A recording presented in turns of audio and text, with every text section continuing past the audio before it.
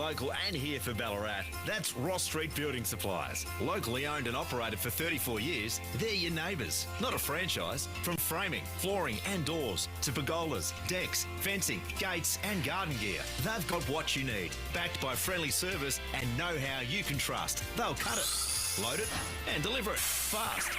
Support local, build local with Ross Street Building Supplies. 3 Ross Street, Ballarat, or visit discounttimber.com.au. It's arrived. Meet the all-new BMW iX3, the first of BMW's revolutionary new class electric vehicles, right here in Ballarat. With breathtaking design, intelligent technology, ultra-fast charging, and up to 805 kilometres of WLTP driving range. It's built for every journey. Be among the first to experience the future of driving. Book your exclusive test drive at the iX3 at BMW Ballarat, Claremont Road, Wendouree, LNCT 10285. See the stars of tomorrow shine at the Royal South Street Society, Ballarat, Stedford. On now through October at Ballarat's finest venues. Watch pianoforte, vocal and aria performances at the Ballarat Mechanics Institute, alongside debating, speech, drama, dance and of course calisthenics. And don't miss the 2026 Count Pro Showcase, proudly supported by 3BA, returning to Her Majesty's Theatre later this year. Visit royalsouthstreet.com.au. Drop everything. Your local bedshed store is having a massive stock clearance with end-of-line items drastically reduced. Hurry in store for huge savings while stocks last. T's and C's apply. Bedshed. No one's better in the bedroom. For over 130 years, FW Barnes & Son has walked alongside Ballarat families during life's hardest moments. As a trusted part of our local community, the FW Barnes team provides gentle, personalised guidance when you need it most. From traditional services in the chapel to pre-planning for peace of mind, FW Barnes honours every life with dignity and respect. Call FW Barnes on 5336 1211 or visit 701 Darling Street, Redan. Now it's back to McDonald's BFNL action, thanks to our #1 ticket holder, D2E Gym. From Delacombe to Wendouree, you're never too far from a D2E. This is 3BA Football.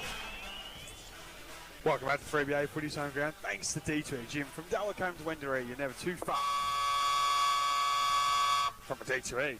As we're live for round 18 action in the Ballarat Football Netball League as Sebastopol host Melton in our match of the round here at the Marty Busch Reserve. Sam Young, Roger Legrand, Brad McGowan, Sam Treasure bringing on the action live, boys. We're really excited as the sides are making their warms up here as we approach the final round.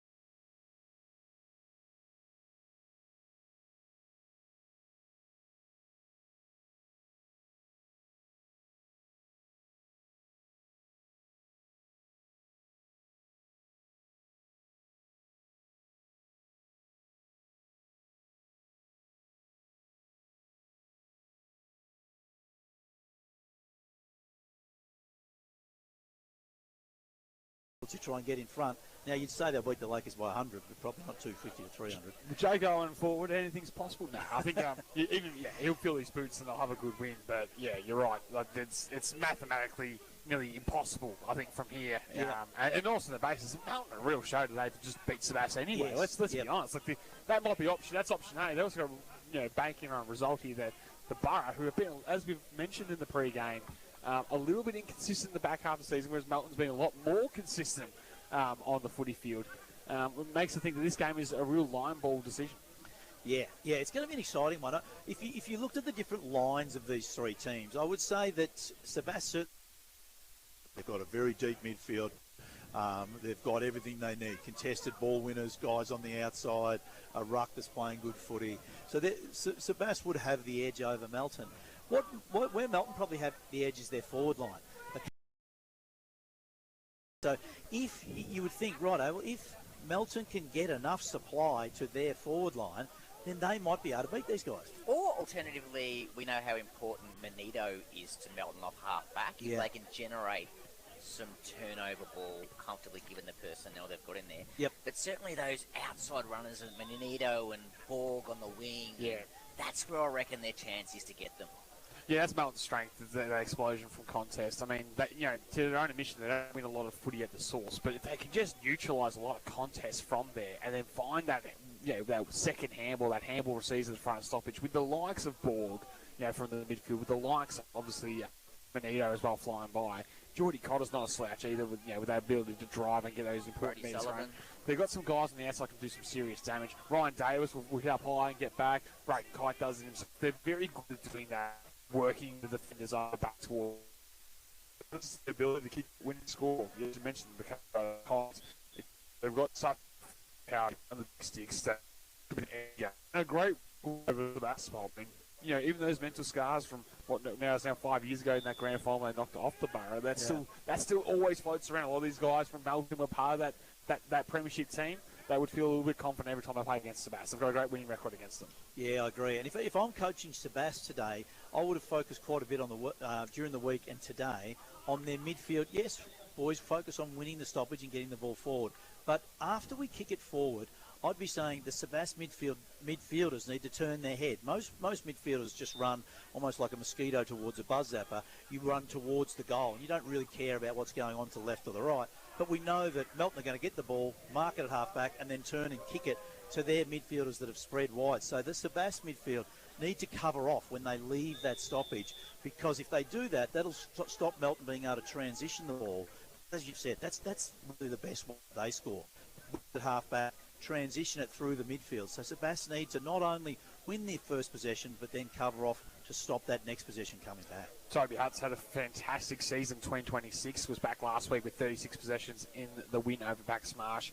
Melton lose their ruckman, and Josh Stewart is one of the other late withdrawals there. Austin Thornycroft will go one out this afternoon against Toby, and Sebastopol been able to find... And no Farouk back either. Yes, it's a little bit of a different look in the middle in the ruck there for Melton today, as whereas you look at Sebastopol, their one wood has been Toby Hutt. He's had a fantastic year, and I expect him to be in real contention for the Sporting Globe Player of the Day this afternoon with his craft around the ground, but also his ability as a ruckman to basically play as an extra mid-Brad McGowan. He just gets to buy him a birthday present, and that's going to be your out. Give him the Sporting Globe Player of the Day. 100%.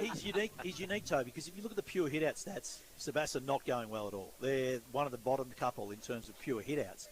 But they've got Toby Hutt, who's generally the highest-ranked player on the ground each game, because he'll get a few hit-outs, but he'll often get 7 to 8 clearances himself. So he either taps it, when he does tap it, he gets the ball himself, or he follows up and wins the opposition tap, or he just grabs it out of the ruck. And so, he might only win 25% of the taps, but when he does win them, it often turns into a really pure clearance. And then, as you've said, he's so good around the ground. That he plays like that another on-baller and gets those 20-plus possessions a game. So, but, gee, that's a challenge for Melton coming in without the number 1 ruck, without the number 2 ruck, without the number 1 on-baller, up against the most stacked midfield in the competition. That will be a challenge. But Melton are also, I mentioned earlier, they're the number 1 kicking team in the competition. Well, they're number 2 for tackles, so they're very good with their tackling pressure, and they're the number 1 for rebound 50 percentage. So that is every time the ball goes into their back 50, they get it back out of the back 50 63% of the time, which is the highest. So we just talked about the fact that their back line's pretty good at winning the ball and getting it back. Well, that statistically shows they are number 1 at that. The Carter boys, you would expect, would be the backup rucks, potentially, if you looked at purely just based on size, if nothing else. If, Thornycroft needs a chop out, is that who they go to? I think logically in terms of size,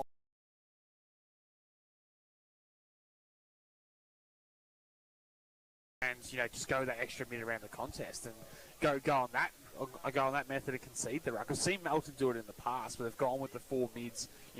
Thornycroft or that designated number 1 ruck will take the centre bounce, and essentially they'll just concede around the ground from there, and just whoever's the best option in the area will take it. I think that's probably more the approach that they'll take this afternoon, and you might see a bit of old school rucking from Austin Thornycroft, where he essentially doesn't leave the middle of the ground and just sort of paroles that area. Well, we're just looking at Thornycroft in the warm-up here. He's quite a tall young man.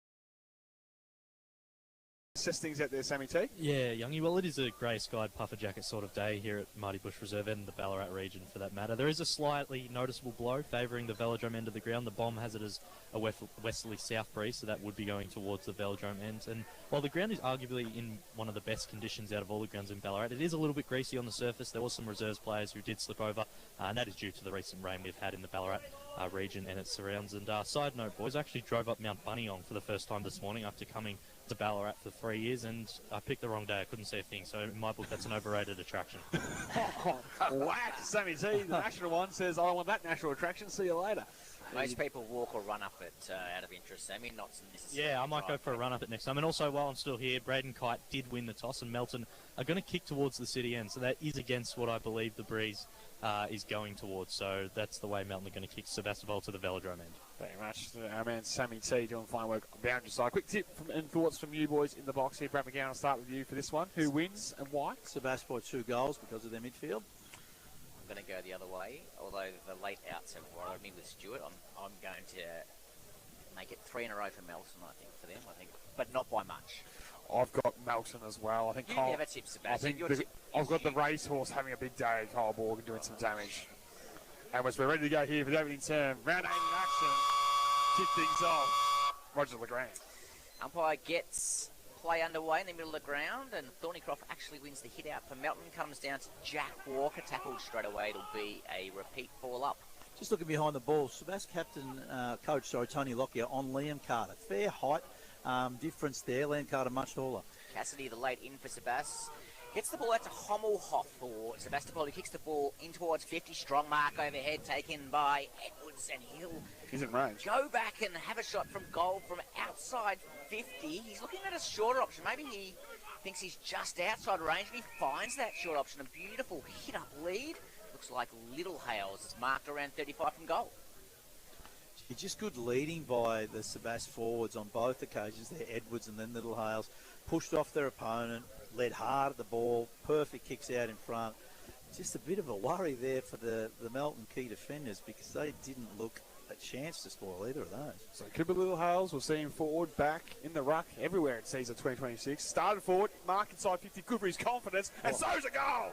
Striked it perfectly, and the Borough had the first for the first entry inside forward 50. 1 goal straight, 6 on the Metro scoreboard. Melton, yes to the score. Yeah, all a little bit too easy for the Borough there. Just able to get the ball out of the middle, and yep, Edwards just so important at centre-half forward there. Just how often, boys, does he mark the ball in that sort of 10 to 15 metres either side of the 50-metre line? Now, I'm going to claim some credit here, Brad. I said to you pre-game, off air, I should have said it on air, that Hommelhoff should go back to half, back to that run-off kind of player. And where's he lining up? Well, I think Tony Lockyer was listening and went, Roger knows what he's talking about. Yes. I don't know about that. Roger LeGrand putting up his hands to replace Tony Lockyer, maybe. As we're ready to go here once again, Hutt will get his own follow-up with the tap off to Cassidy. Henderson for Sebas as he looks to transition the half forward left foot kick, bouncing balls in front of Minari at the half volley. Burrow looked clean early. Minari goes back to Henderson, runs to 45. He arcs the back, he sees the goals, and he misses across the face for a minor score. 1-1-7 Sebas. Melton still yet to score. Melton hadn't touched the ball. Finally, they get kicking. And it'll be Jordan Cotter for Melton who takes the kick in. Yeah, they haven't got their hands on the footy yet. They just need to perhaps even slow things down because the Borough away to a fly here as Cotter decides to play on from fullback, takes a bounce and kicks it to the outer side of the ground. Goes over the back. O'Shea meets the ball heavily. Melton going to win out through Hanley. Kick was smothered. It came back to Sebas. Over to Medwell in the middle of the ground. His kick was smothered as well. So some good early pressure. Davis goes in to win it for Melton. Not able to do so. Ball comes out to Wilkinson and kicked across the ground in the direction of O'Shea. Gives it to Lockyer, who goes back to O'Shea, who goes back to Lockyer. He's out here with about 2 metres free. He kicks in the direction of Edwards, who marks inside 50, around 40 metres from goal. So Edwards just pushed back into space. Sebastian basically created the overlap. It was a good run by Tony Lockyer to come up the ground, and Edwards just kept moving in the space. Had to keep getting pushed wider. But we generally see him kick the goal on his left foot from the left-hand side, boys. And he's a brilliant kick of the footy. I want to see Bruce Free going forward to the Memphis Sebas. Their forward set's got so much space inside forward 50. Edwards already a couple of marks. Now his first set shot from 50 on that tight angle. Goes with the right foot drop punt. It was swing back with the breeze, but not enough from there. It's a minor score. 1 goal to 8 on the Metro scoreboard. The Borough move to Melton yet to score. As Walker, with the Riley variety, wants to kick in cheese. He gains his 15 metres and pumps it long to the outside. Hutt floating to the side. Drops another mark, but good enough at ground level to get the Hommelhoff for Sebas. Off to Wilkinson. Right foot kick to half forwards and in front of its target. Tough for it to be won. Melton gets some cavalry across. Sebastian, well, with Rokebrand. He got across to Hutt. Right foot kick inside forward 50. Missed target. Mark taken there by Geordie Cotter. Takes the mark inside defensive 50. Cotter, arguably the side's teacher's pet, being the best more than anyone in the competition in season 2026. He transitioned the outside of Carter, now to the racehorse in Borg, and Melton go from centre wing towards half forward. The right foot kick. Kite on the lead. Strong hands takes the mark.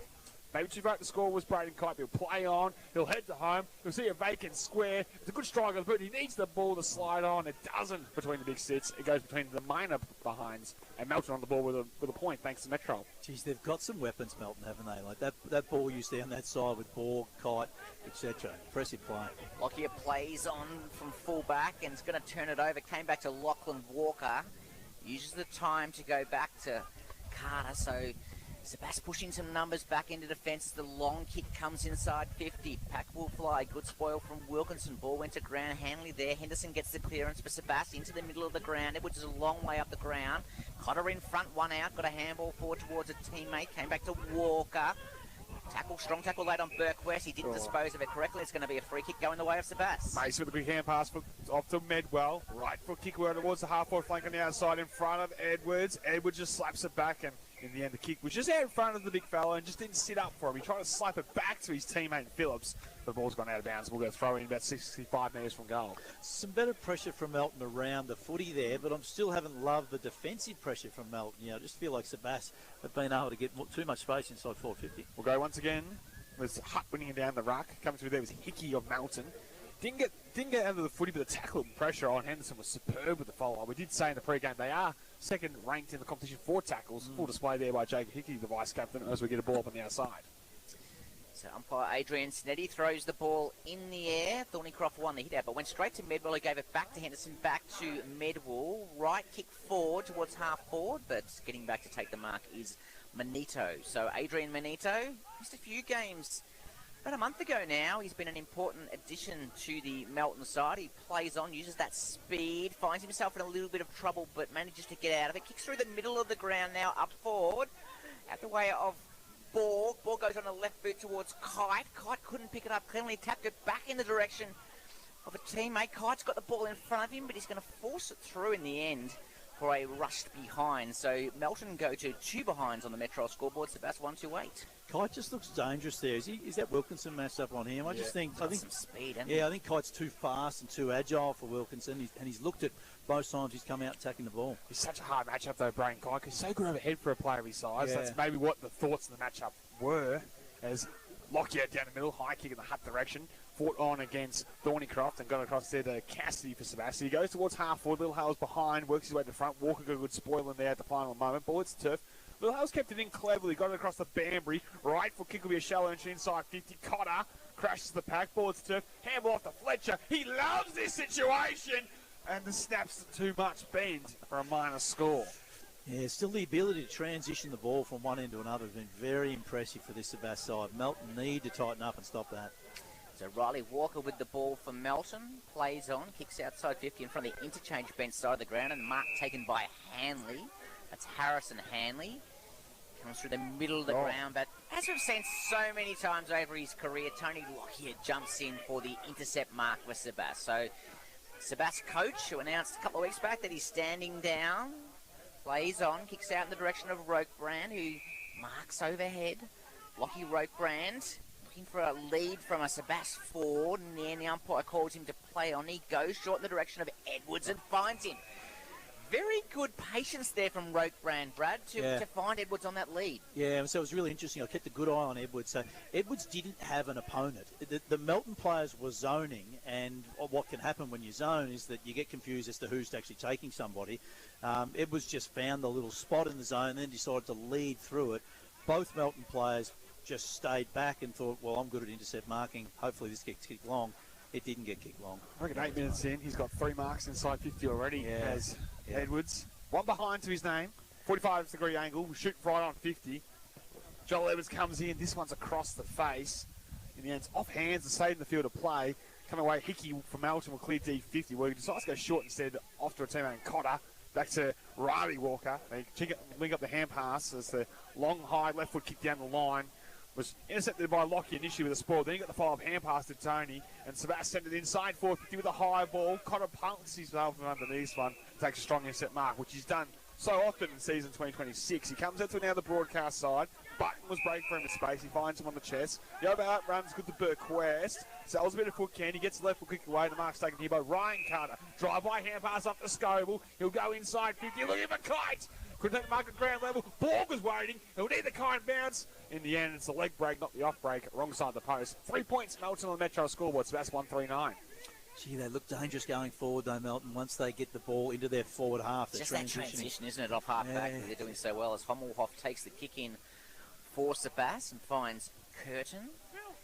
He goes in short and finds Banbury, who's around 40 metres from the Melton goal with the footy. He comes inboard in the middle and kicks it over the head of Anderson, which allows Chase Scoble to come through. He kicks long inside 50 from outside 50. It's going to bounce. It's going to bounce. Wilkinson gets back and he manages. No, he doesn't manage to keep the ball in play. It'll be through for behind. It's Melton 4 behind. Sebas 129 on the Metro scoreboard. So Banbury do the kicking in G's this time. His last one just went over the top of his target. Not punished by Melton. High ball comes broadcast side. Little Hales arrived late. Phillips had the high advantage against Scoble. Did well, brought it down off to Stewart. His hand pass ill-directed. Batty broke things up. Done it for the first time and gets involved. Over to Anderson. He had his head ripped off. Umpire missed it. Melton scrub it forward. Cassidy with that tackle. Pinned an arm. And umpire said no opportunity. Despite the good tackle by Lockie Cassidy, we'll get a ball up between half forward 7 on the broadcast side for Melton. He trailed by 5 points thanks to Metro. So right in front of us in the broadcast position here at Marty Busch.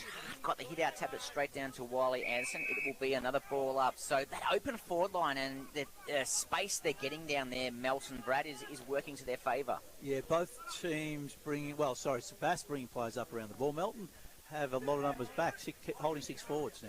Clearance goes the way of Sebas. Banbury with ball in hand comes inside to Henderson. Goes onto that beautiful left-hand boot. Left booter he is. Edwards can't mark this one. Good spoil from Carter. Umpires found.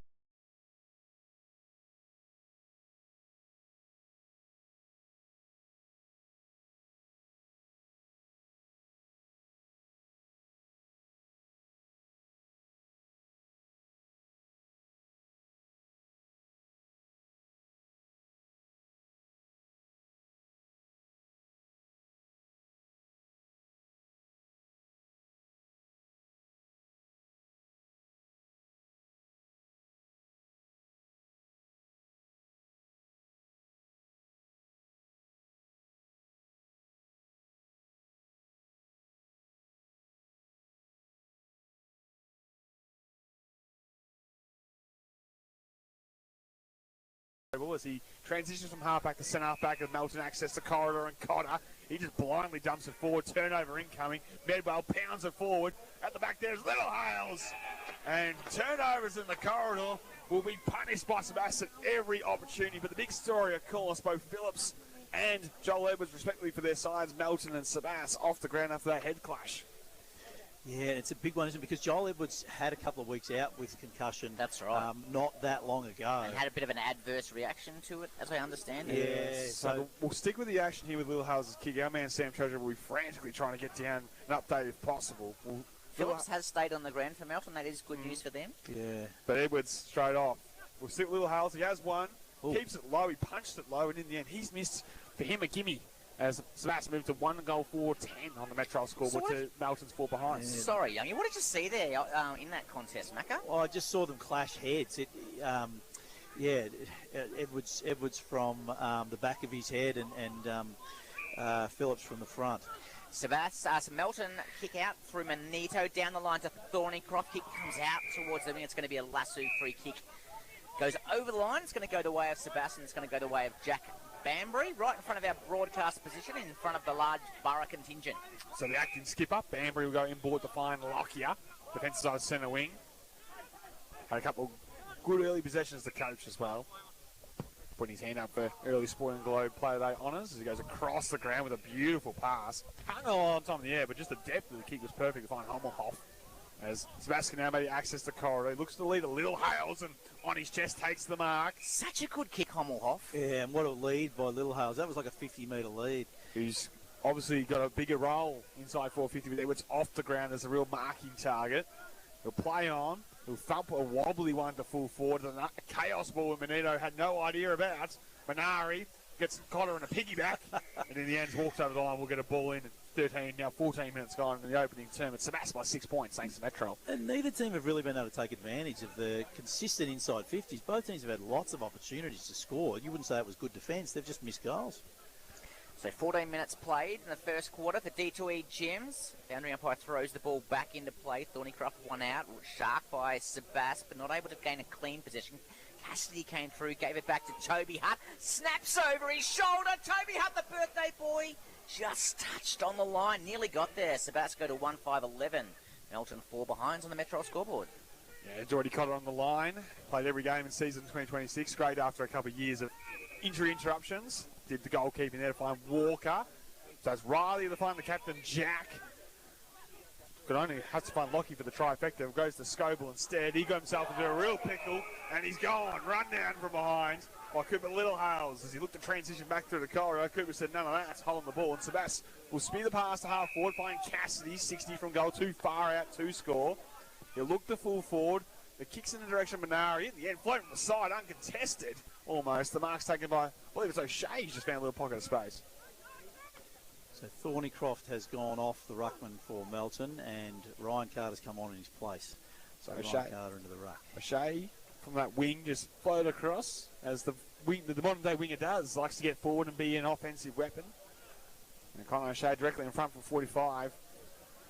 Needs to convert just to give Sebastopol a bit of bang for their buck in front of the sticks. Rifle kicks on its way. Compy does a bit of a dance and says it's near side. Minor score 1 goal, 6 now, 12 on the Metro scoreboard. It's the Borough. Melton 4 behind. There's a knock on his game, O'Shea. It would be his goal kicking. He's only kicked 3 from the wing all year. You'd like to see more of that, Brad? Yeah, I agree. That breeze is taking the ball across to the oval number 2 side a little bit as well. And Melton have often defended to that side because the wind is taking it out there. So Riley Walker from Melton kicks out that way, and Sebastopol managed to get a spoil in, and through Mason they're able to control the footy. That's Liam Mason. He kicks to a leading target outside 50. It's Minari. Plays on quickly, comes into the centre. Back will fly Hart underneath it. Couldn't mark. Ball comes to ground. Strong throw is McDonald. He threw his head back looking for a free kick. Umpire didn't fall for that one. The tackle looked pretty good, and it's going to be a ball up around 25 metres from the Sebastopol goal. Bit pick up though with one Duke coming through. Just didn't get the high contact. Melton player in Walker had his own claims there as Cassidy came in hard, and umpire said no, we'll throw it in the air. 30 from goal, inside 50 for Sebas. Carter will win it down. Hutt does the roll of tackling and gets Walker high this time. So free kick go the way of the captains. We might get an update soon from our man Sam Treasure on Joel Edwards if we can. He obviously left the ground about 10 minutes ago with a head clash. We'll stick with the action for the second as Walker goes short across defensive 50 to find his target there for Melton in Geordie Kite. Inside defensive 50, 17 minutes gone. He'll go towards full back and find Manito as Melton share it inside defence. Adrian Manito with it at the full back position. Goes for a run. High kick towards halfback is in a Riley Walker direction. McDonald broke things up for Sebastian as the ball hits the turf. It spills at the back. Medwell will lead the race, and he's walked over the line. So across down to our man Sam Treasure. Yeah, well, it was a big collision. Lots of mass involved between Joel Edwards and Lockie Phillips. But Joel Edwards, he did have a bit of claret coming out of the top of his nose. He's in the trainer's hands now. He was back up on 2 feet before, so I do think he'll check back in soon. That is good news for the Borough's faithful. Hopefully he's not concussed as Curtin streams his way through the contest for Sebas. Kicks forward. Minari nearly had enough of a good spoil in the end by that man Phillips. Came back to Walker now under some pressure. Decides to kick across the ground. This is what Brad McGowan's been talking about. That switch up. And it's Melton that's doing it through Cotter over to Manito. He gets a long handball out towards Kite. Kite goes onto a left boot up the wing, but Banbury reads the play so well and takes a chest mark for Sebas. Tries to go corridor. Dangerous ball to Henderson. Good enough to wriggle his way from the tackle for Sebastian. Send it inside 50. McDonald broke up the attempted mark from Cotter. Melton retreat. Hot footy be won. Sullivan left behind. Button mops things up. Go off to Riley Walker. And he just dumps it out of D50 for Melton with a high ball down the line. Floating from the front there was Wilkinson. Couldn't mark for Sebas. Got numbers at ground level will favour the Borough. And off to Henderson. He'll go back to that left side. Hand pass away to Wilkinson. 1-2 was even better. He'll run the 65. He'll pull to kick the full forward into that hot spot. Minari stood up, could take the mark. Boards the turf. Walker desperate for Melton to hold things up. McDonald now doing the tackling for Sebas. And the umpire will say, well, yeah, lets it roll on for a little bit longer than I expected. Comes through to Medwell. Somehow wriggled his way through. Right foot snaps across the face of goal. No score registered, and out of bounds it goes for a boundary throw-in. It's interesting. The Melton were finding it. Melton were finding it hard to get out of their defensive 50 because they were +2 or +3 in terms of extra numbers back in their defensive 50. So lots of numbers around the ball. No one to kick it out to. So that's why Sebastopol were able to constantly get it back in. Ball thrown back into play. Mason doing the ruck work for Sebastopol down there. It's going to be another stoppage. So interesting, Tony Locke is almost a wake-up to what Melton are intending to do on that far side of the ground, take it out there on the switch. And he's pushing numbers back behind the footy to stop that. Ball thrown in the air. Carter won the hit out for Melton. Didn't go with anyone in particular. Phillips went through and kicked it off the ground for Melton in the direction of Green Shields. Wasn't able to pick it up. Curtin goes in strongly for Sebastopol. Ball knocked out of his hand. Comes back to Burke West onto Chase Scoble. Chase Scoble kicks long towards half forward in the direction of Hanley. Sam Wilkinson got in front. Hanley was good enough to go back and get it. Got a handball out in the direction of Borg. Handball over the top to Jack Walker. Got some time. Jack Walker, his kick is a very poor one, and a strong mark taken back there by Phillips for Sebas. Shortens those defence 50 to find the target. As went off there because Carter was out on the chain. The kick was just poor inside 450 from Melton. A little bit of misconnection as we taking the time on in the opening term. High ball down the line from Sebas. Big fly on top by Burke West. Can take the mark boards and serve.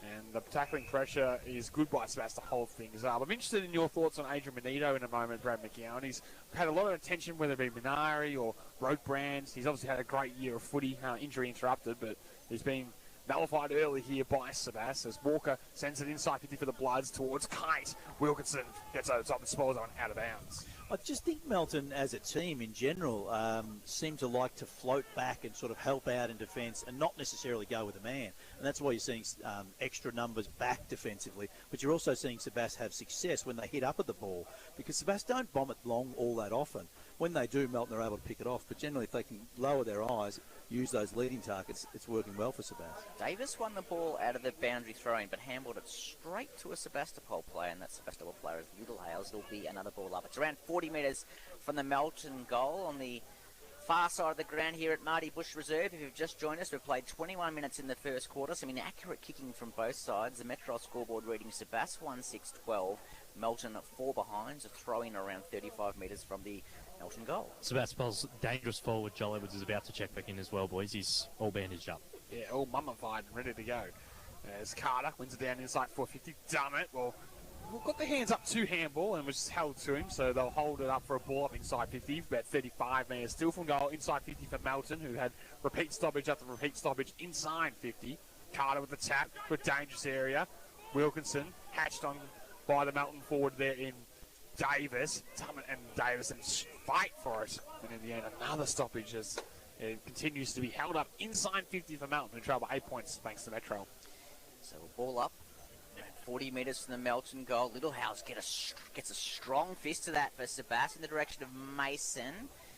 Real pressure, and it was very well done in the end by Cotter.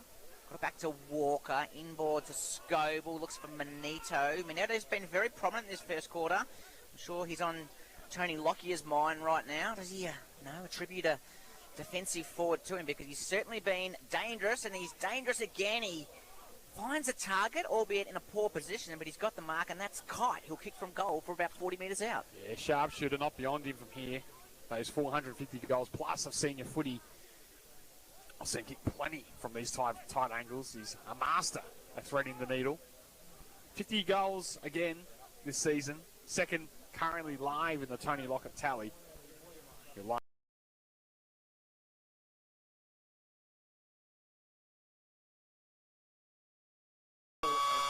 Sundry? No, that's why I was going to say it's gone through behind.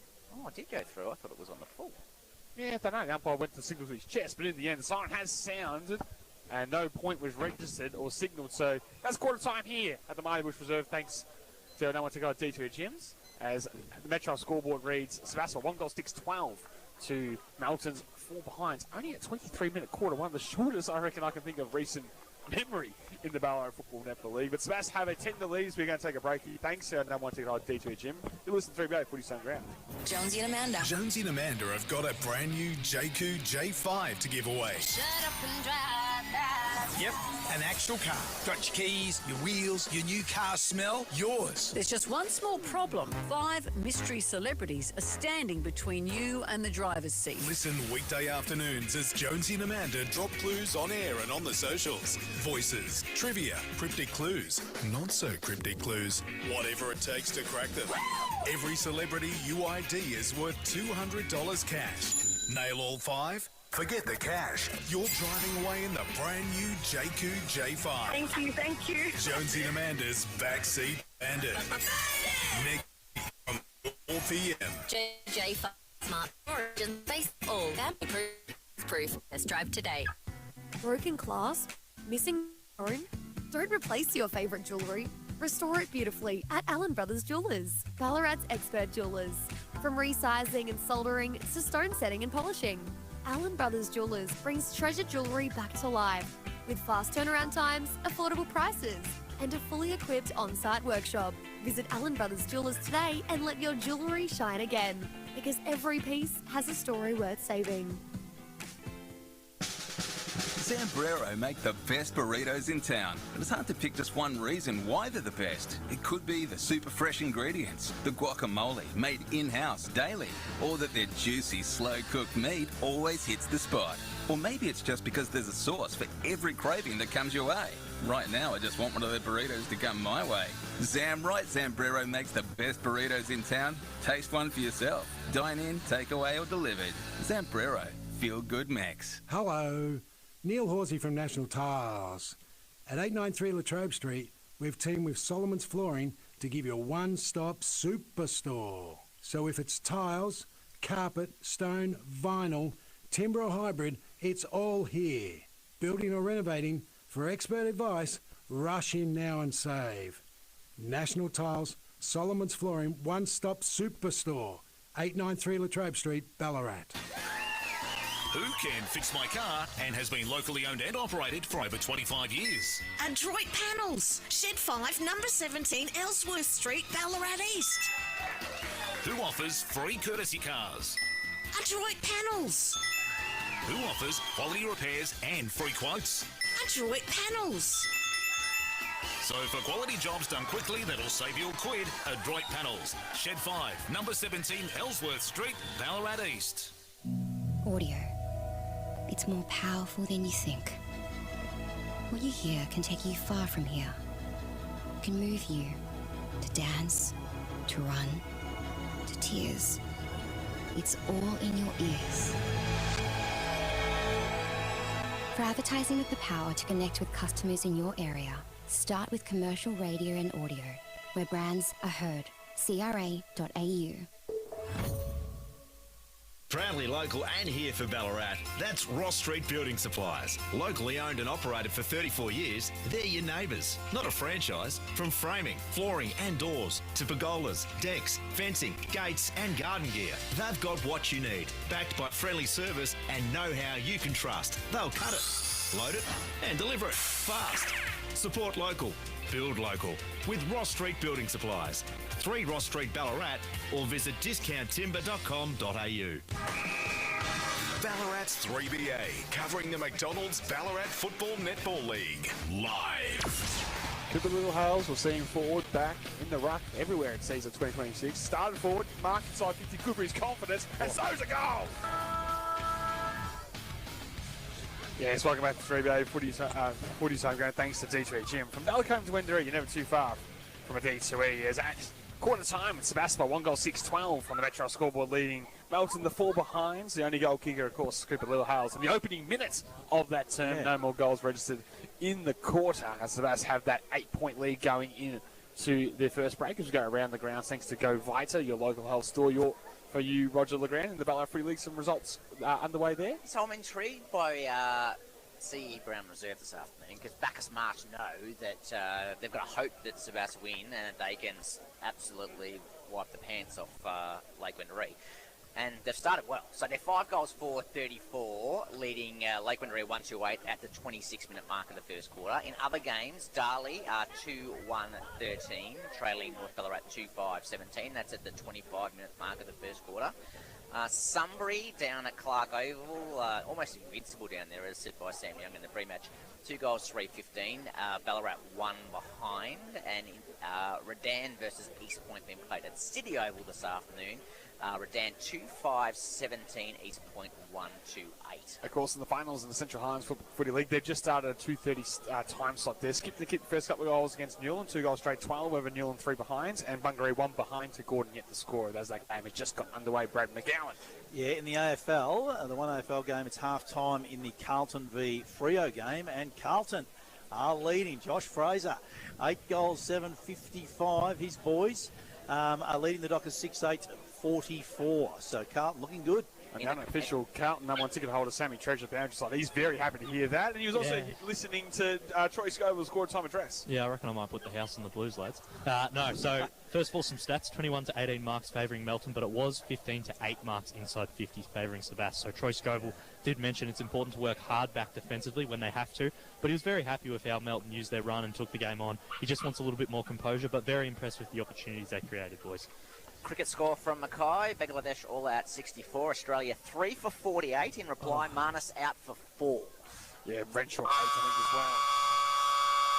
As we're ready to get the second term underway here at the Marty Busch Reserve, it's Sebastopol currently on the Metro scoreboard by 8 points as Hutt and Thornycroft to go to battle, and Hutt wins it down decisively in the direction there of Banbury. He'll go to half forward with a piercing ball to the leading target, McDonald. He'll mark just outside 50, above his range. Edwards back on the ground, the natural target. Goes longer than that towards Little Hales. He crashes the pack. Minari waits down, tries to break through the tackle. He'll retreat with a hand pass in the direction there of the dangerous Fletcher of Sebastopol. He'll go off to Medwell. He threw it off to Edwards, who gave a hot hand pass off to Henderson. Now to Cassidy. Lowers the eyes, and, well, in the end, the composure shown there to find McDonald inside 50 unopposed. Gee, they did well, but was it 15? Good question. Yeah, it was a throw. The throw was the first suspicious one, and the ball went 14.9 metres on my abacus, so probably lucky to be lining up for goal, but James McDonald won't mind. Within range, will shoot from 45 metres out on a 45-degree angle, and to compete more than what they would in the first time. Can Sebastopol kick the opening goal in the opening minutes? He'll come in the right foot kick, and the goal umpire doesn't move an inch. McDonald's got it, and Sebastopol moves to 2-6-18 on the Metro scoreboard. Melton the 4 behinds. Well, that's a continuation of what we really saw in the first quarter. Both teams creating lots of opportunities to score. Just neither team could really take those opportunities in the first quarter. Sebastopol getting marks inside 50 that we talked about. And the Troy Scoville, the Melton coach, was the one thing he wanted to take away from Sebastopol, but unfortunately they're able to continue to do so and kick that goal. So second quarter just underway. 2-6-18 Sebastopol. 4 behind Melton. It's been a inaccurate first quarter from both sides as the umpire comes in to throw the ball up. Thornycroft grabbed it in the end, wasn't able to get it anywhere. Kick off the ground came from Sebastopol, went forward. Burquest fumbled a ball, allowed Cassidy to come through for Sebastopol. In goes Cotter to try and pick up, and able to clear through Walker. He kicks a poor one though and comes back and finds Sebastopol player in O'Shea, who marks on the chest. He plays on and goes inward towards Henderson, who goes inward again to find Banbury. He's right in the centre of Marty Busch at the moment. Banbury kicks out in the lead of direction of Minari. He got one really high, and he has gone to ground, slowly getting to his feet. Minari was the player who comes over to offer his apologies there. That was a good old-fashioned ear massage. Yeah, he made him earn it, but I don't know. Would that one be looked at? Depends. As we'll go with the hand pass, Manito gives off to Walker. He'll be assessed by the trainers. The high ball to centre wing. Carter, strong hands, takes the mark. Ryan Carter up to take it. Centre wing, just the attacking side, same broadcast side. Looks to link up with brother Liam on the lead. And he's strong overhead as well. He'll mark 60 and he'll go quickly. Play on. Head towards full forward. He's trying to get towards Kite, but the kick's a shallow entry. Back and back unopposed. Mark taken by the coach and Lockyer as he transitions across D50. He goes out in the way of O'Shea.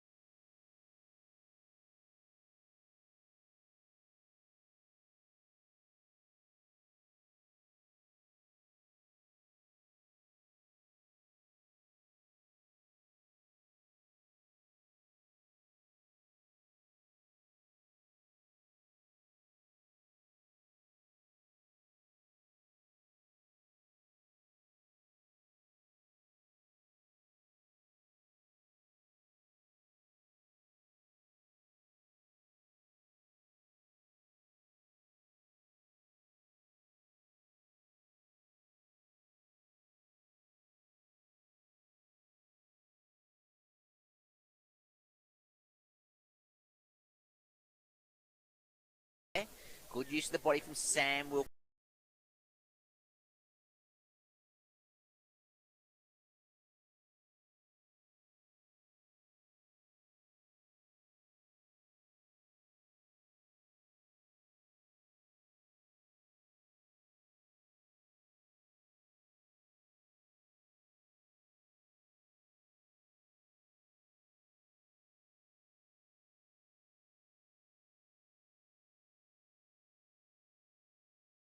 Spoiled by Phillips. It's going to go out of play just outside 50 at the Melton end of the ground.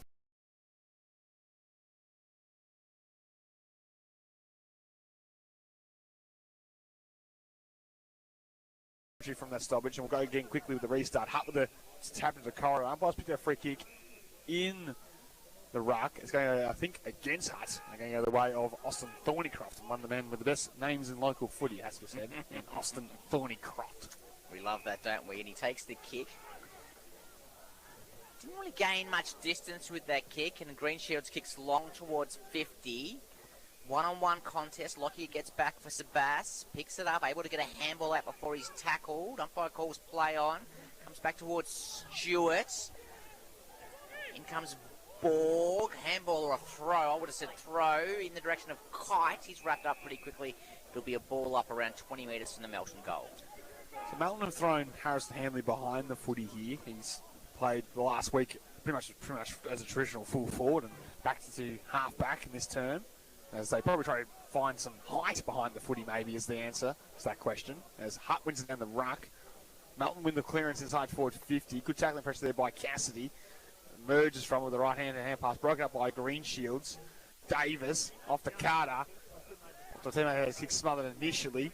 Diving there was Banbury for Sebas. Hommelhofer retreat. Stolen there by Melton. Quick snap across the face. Will miss all and sundry and go out in the full. That's actually the post. They just can't create anything. Just can't create enough space inside forward 50, Melton. Sebas have been very good just covering off man on man down there, making Melton really work for the shots on goal. Sam Wilkinson, the recipient of the free kick, kicks it long.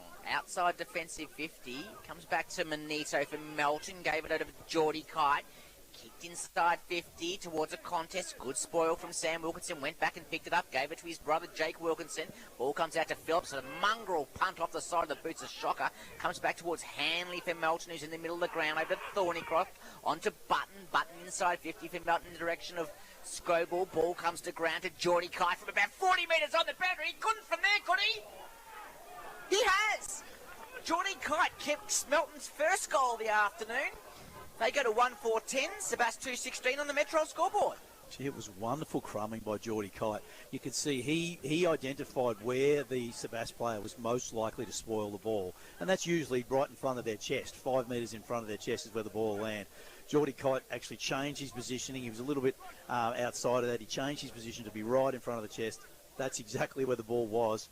He got it, and then wonderful kick, as you said, on a pretty tough angle, guys, to kick the first goal for Melton. Yeah, he traded water beautifully there at half forward, and a wonderful finish to cap off that. And Melton's first today as Hutt wins it down to Medwell, who flies through the middle of Marty Busch, pounds at the full forward. Lyle's in front. In the end, pretty much all uncontested, just couldn't hang on the mark. And the ball hits the turf, and we'll get a ball up inside forward 50 for Sebas, who trying to quickly respond inside their attacking 50. 8.5 minutes gone in the second term. The Halswood tap on the fly was Banbury. Copy, paste, result. No, across the face, minor result. So Thornycroft didn't go down and do the ruck then. He stayed out, and I'm not sure who did the ruck for Melton, but it wasn't anyone of any ability. So Cotter takes the kick in, goes to Manito. He's had plenty of it early stages of this game. Comes up the line in the direction of Thornycroft. Good spoil from Toby Hutt, and it goes out of play right in front of us in the broadcast position here at Marty Busch. The margin is 9 points in favour of Sebas, and we're just ticked over 9 minutes in the second quarter. Ball in. Carter doing the ruck work against Hutt. Hutt decisively down. Medwell hacks it off the deck. Now we'll go inside forward 50 and trickle out of bounds. And of course, that won't be a lasso free kick as the ball has been inside 50, only paid in between the arcs. So ball inside forward 50 for Sebas. They're 2-7 on that Metro scoreboard, as Roger LeGrand said. 19 to 1-4-10 of Melton. Trying to respond after that wonderful Geordie Kite goal minutes ago. Shallow throw in will be recalled. Carter with a beautiful hack out mid-air, went 25 metres in the air, but we recalled back as we'll get another ball inside forward 50. So Carter comes in and does the ruck work this time, as opposed to having their full-back do it, who wasn't well set up for it last time. So Lil Hales will do the forward stoppage for Sebas. Zada found Bamber in the fly last time. Can he do it again? Took front position, won it down. Melton should get the clearance, or a slight fumble, coughed it up. Curtin stepped through traffic and gone. Always a tough one when you win the footy and it's almost... Looked a bit harsh, didn't it? Yeah, like he didn't have a lot of pro opportunity. He was just trying to gather the hot potato. And in the end, it's caught by Burquest as Melton got a half back to find Walker. Riley Walker goes in short, finds Archie Greenshields. He plays on and then drops the ball. He wasn't tackled though, so it's going to be play on. Henderson's going to be the beneficiary. He has 2 bounces. He has 3 bounces. He comes inside 50 on the left boot. Misses to the near side. Golden chance miss for the Borough. They go to 2-8-20. Yeah, that's right, 2-8-20. 1-4-10 Melton on the Metro scoreboard. Just think he had to make up his mind a little bit earlier to go for goal. He was always looking in the corridor to find a target, was Henderson. In the end, missed the opportunity going forward. Melton go quickly from the kick in. Couple of bounces there, but Scoble running through the middle of the Marty Busch Reserve. The kick to inside 50 again. It's poor though. It's behind the leading target, and Phillips takes another intercept mark at fullback again. Leading target, leading one way. The kick goes the other way. Too easy for the Sebas defence. As Phillips marks a fullback for the Borough. He looked to go towards the outside. In the end, pulled it down the middle. Should be cut off. Nice strong mark taken there by Melton and by Hamley, who read the cues nicely. So he'll go out towards the outer side and should find Carter on the burst. So Carter marks out in front. Batty goes past trying to get a handball. He ignored that and kicks inside 50. In the direction of Ryan Carter. Lockyer dropped what he should have taken. Ball spilled to Grant Greenshields, picked it up. Smothered by Banbury. Banbury got tackled, then managed to get a handball. Did right. Well. Sam Young is calling throw. Umpire said, you're right, Youngie. It's going to be a free kick going the way of Melton. Envision a volleyball serve is how he tried to handball that footy, Jack Banbury. Just threw it up and punched it. That's not a handball. And umpire Wise has straight on the spot said, free kick Melton. So Archie Greenshields will line up from a goal from about 40 metres out directly in front. Banbury's still questioning the decision, not in a demonstrative kind of way, but just he claimed that was a handball. Won't make any difference now. Greenshields from 40. It's a poor kick. Not even going to make the distance. And Kite read it beautifully and took the mark. Was it Lockyer that fell over the line there, Brad McGowan? And he slipped, and in the end, the poor kick on goal was just a design pass to Kite. Yeah, and as all good forwards do, he stood on that far post just in case the ball dropped short, and then moved towards it when he needed to and took a good mark. And he should be able to step out and pop this through, and he's right. For back goals for the Bloods, Kite, only about 10 metres out, takes that couple of steps, screw punt around the body, kicks his first of the afternoon, and Melton second as they move to 2-4-16 on the Metro scoreboard, so that's 2-8-20 here at the Marty Busch Reserve. Yeah, so Melton, well, both teams are right in it. Melton clearly are just starting to hit the scoreboard a little bit now and capitalise on a couple of Sebas mistakes there, but yeah, the game hasn't built to any great heights as yet. You wouldn't say that either of these teams are going to fly into the finals next week and dominate, but it's mainly been just the execution in front of goal, and finally both teams are starting to put them through the middle. So it's changing the ruck for Sebas to the centre bounce with Little Hales up against Thornycroft. Loves that forward tap from this situation, and he does that to the advantage of Medwell, who just had a fresh airy. Cassidy good enough to read the cues. Bit slow, but got it away in time to Roke Brand. Handball back into the corridor was towards Cassidy for Sebastian. He's gang tackled by a couple of Bloods. Greenshield, right foot kick on the outside, but it was clever. He'll find Carter. Handball received. Back to Greenshield. Dinky little kick forward. Wasn't a required journey. Was in the direction of Davis. Was missed away by Sebastopol's defence, and out of bounds it will go. It's like a Gaelic footy kick, wasn't it? Yeah, I wonder. It was like he needed to kick it on his left foot and go a bit longer, but he got stuck and had to just pop a little one on his right. It was just, it was that, as you said, beautifully well called, that Gaelic type pass inside 450 that went about 6 metres. Ball comes back into play. Clever ruck work from Melton to win the ball. Hit it through the corridor. Ball comes out to Manito. Kicks in towards 50. Carter's one out. Was spoiled in the end by his own teammate, and ball went to ground. It'll be a ball up around 20 metres from the Melton goal. They had a golden chance there, I thought, with Ryan Carter to take the mark, and in the end his teammate was the one that spoiled him. Ball thrown back up. Carter tapped it over towards Kite. He's trying to wrestle Wilkinson off the ball. Umpire said, play on, you're both holding each other. Lockyer came out, hurriedly kicks the ball back in the direction of Chase Scoble. Tackle looked high. Umpire said, no, holding the ball. Free kick going the way of Sebastopol, and it'll go the way of Wiley Anderson. Jeez, hot whistle. I guess the only thing the umpire might have saw was Scoble hit the ball on the turf, which might have been deemed as dropping the footy, and free kick to Sebastopol. McDonald, good overhead, strong mark. Takes it to the centre side, centre wing for the Borough on the broadcast side. He'll play on.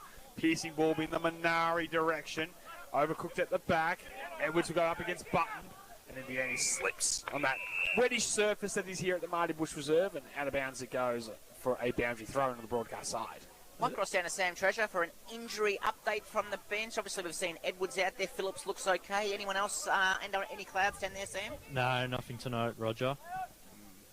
As a quick kick there from Thornycroft will get distance forward for Melton. Davis fights on against Hommelhoff, and Davis wins the battle with the scrubby kick towards half forward. O'Shea will get across. He'll be confronted by O'Sullivan. And in the end, against 2-on-1, he's done well, Brody Sullivan, to get boots the ball. Wilkinson comes in to mop up for Sebas. They work at the hand pass in the direction of the rope. Brands, piercing ball in the middle, misses target. Little Hudson. Thornycroft picked his pocket. Right foot kick around the body, will dribble to half forward. Chaos ball, if you will. Wilkinson comes again to mop things up. Somehow we'll got it to Cassidy. Went between his legs, good enough to get it back to Medwell, who just from a standing start barrels one to half forward. Edwards up against Walker, bouncing ball, getting across his Cotter. Handball received was left a little bit to be desired, but it might work out to Hickey. He retreats back to traffic. His handball's thrown away. Picked the pocket there by Lockyer. He takes the advantage. Looks for the lead of Minari. Got him on them. 48 directly in front.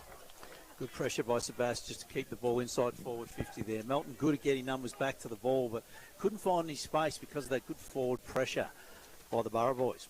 So directly in front, Ash Minari kicked plenty of goals in country and local footy. It's going to be a 50-metre penalty. He's run through the mark. It was Max Scoble who was coming on trying to check out the ground. He just run straight through the mark. Think about, that preliminary final years ago when Jim Steins did in Melbourne and Hawthorn. I don't think he even realises that he's done it either. Like, just continued off to the bench. So it takes Minari to the goal line, and Sebastopol get one against the trend. They go to 3-8-26 on the Metro scoreboard. Melton 2-4-16. I don't think anyone was going to call, the umpire wasn't going to call it either until all the Sebastopol players realised, hang on, he ran through the mark. There was a chorus of points and 50s, and the umpire looked around and went, oh, yeah, okay, you're right, I've got to pay that. And as you said, geez, it's just an easy goal for Sebastopol, who really get a goal against the run of play here, because Melton have kicked the last couple and have looked a better side in the last 10 minutes. And, gee, I just was feeling like if the Carter boys can get hold of the footy inside forward 50, then Melton could get on top. Ball thrown up in the middle of the ground. Thornycroft with a kick gets the clearance for Melton, goes forward in the direction of Borg. O'Shea, who's been really good for Sebastopol this afternoon, goes back in and gets it. Handballs to Henderson. Comes out wide to Stewart. His handball was a very poor one. Allowed Borg to go back through and get it round one, round two on the left. Beautiful kick from Borg. Finds Ryan Carter. He plays on quickly, goes on the lead, and finds Kite in the forward pocket. Beautiful play from Melton, Brad McGowan. Yeah, and their forward line, when it's on like that, it functions beautifully. I mean, they've got two wonderful, the Carter brothers, they're centre-half forward in any team. They've got two of them. And then Braden Kite down there as well. It's just so clever as a small forward. It's a very handy forward line. So he has won this afternoon, Braden Kite. He's going to go round the corner on this one, and he goes all the way across goal. Just sneaks in for a behind. Poor miss from Braden Kite. Melton go to 2-5-17. Sebastopol 3-8-26 on the Metro scoreboard. Sebastopol's runner, Michael Searle, ex-coach, is looking pretty dangerous down there, boys. They'd love to throw a jumper on him and put him on one of the Carter boys. Absolutely. That's a one question mark about Sebastopol is their key defensive post. And, when you get stretched from the Carters in this situation, like a Melton do, that is that one thing that alarm bells sort of ring when Lockie is forced to play tall, like he has on Liam Carter throughout the afternoon. They can be sometimes exposed. Yeah, they can, and it looks like they're about to really grab this game here, the Carter brothers. So Cassidy going to do a rare kicking in job with a long high ball out towards the broadcast side. Thornycroft arrived late with the spoil, waiting against Fletcher for Sebastopol. He retreats the hand pass to Mason, back to Fletcher. He just draws the man to Minari over the top with the hand pass from 60. He heads the full forward and finds the chest. The mark seen by Jimmy Curtin. End-to-end stuff from the Borough. And the man that, has one goal in 37 games of senior footy will line up from pretty much top of the goal square. He's playing the wing today, actually. We've come to know him as a defender, but he's kind of pushed up the ground a bit. He kicked his first goal in senior footy a couple of weeks ago with one of the final kicks against Lake Wendouree. The angle's been, not improved by the umpire by any stretch, but he should thread it. No, he doesn't. Wrong side of the post. And you can see why he spent a lot of time in the defence with that approach to the goal face. A minor score, 3-9, 27 on the Metro scoreboard, 2-5-17. But how about the kick out from the Borough? Bang, bang, bang. Yeah, you can see that one will be on the vision for Tony Lockyer's review this week because, it was beautiful forward handball. They just kept and maintained that space they had so well. So it'll be Cotter for Melton. Plays on from the goal square, kicks outside 50 to the far side of Marty Busch Reserve. Bump came back to Burkwest for Melton. Wasn't able to gather it cleanly, and it'll be a ball up around 80 metres from the Sebastopol goal. That margin 10 points in favour of Sebas on the Metro scoreboard. Hope you're enjoying the coverage for D2E Gyms from Delacombe to Wendouree. You're never too far from a D2E. Carter doing the rough work for Melton. Hutt went in for Sebas and handball towards Cassidy. Came back to a teammate in Henderson. Left boot inside 50. Edwards dropped what he might have otherwise taken. Went back and got it and gave it back to Curtin. He went round one. Got a kick through, and King went back to Walker. Ball went about 5 metres. Walker tried to claim the mark. The umpire said, "No way, give it to me, I'm going to throw it up." Cassidy's been such a bull today. He's had plenty of the footy. Would be in Brad McGowan's thoughts for that Sporting Globe Player of the Day award, no doubt. Hutt wins it down to that man on cue.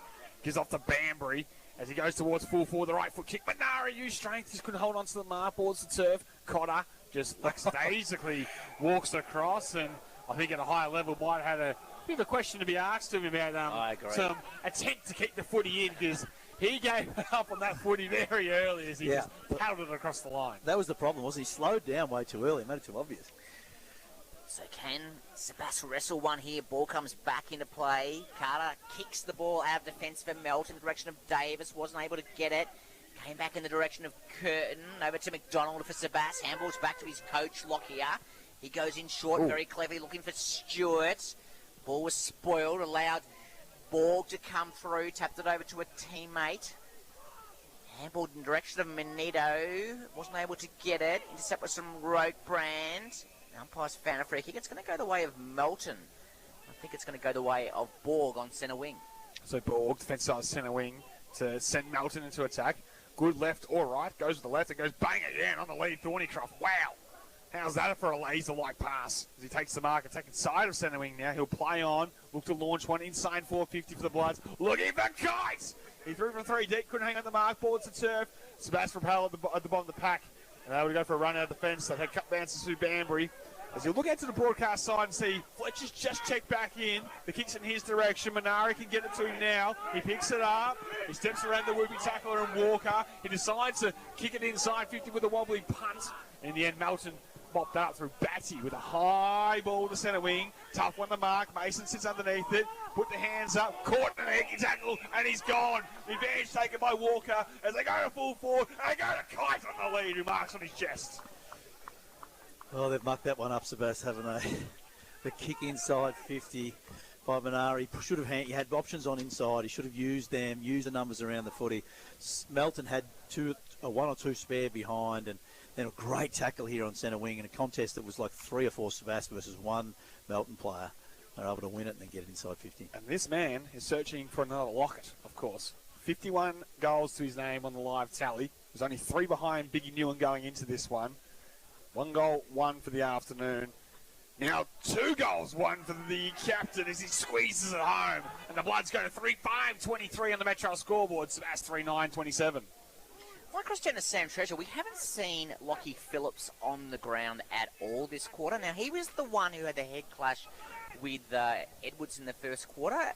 Melton have also got some concerns over Manito, I believe. The trainer's been out to him a couple of times. He was also had a head knock earlier in this quarter. I'm looking at him right now, and he doesn't look right. So, on notice, Sam Treasure, we're going to come down to you shortly to see what you can find out about Lockie Phillips from Melton. Yeah, he's been on the bench for a lengthy period of time, Roger, of course, with a head knock with Edwards. He broke his hand last year and has had some injury problems, so they want him back out. I'm going to hopefully chat to Troy Scoble at halftime.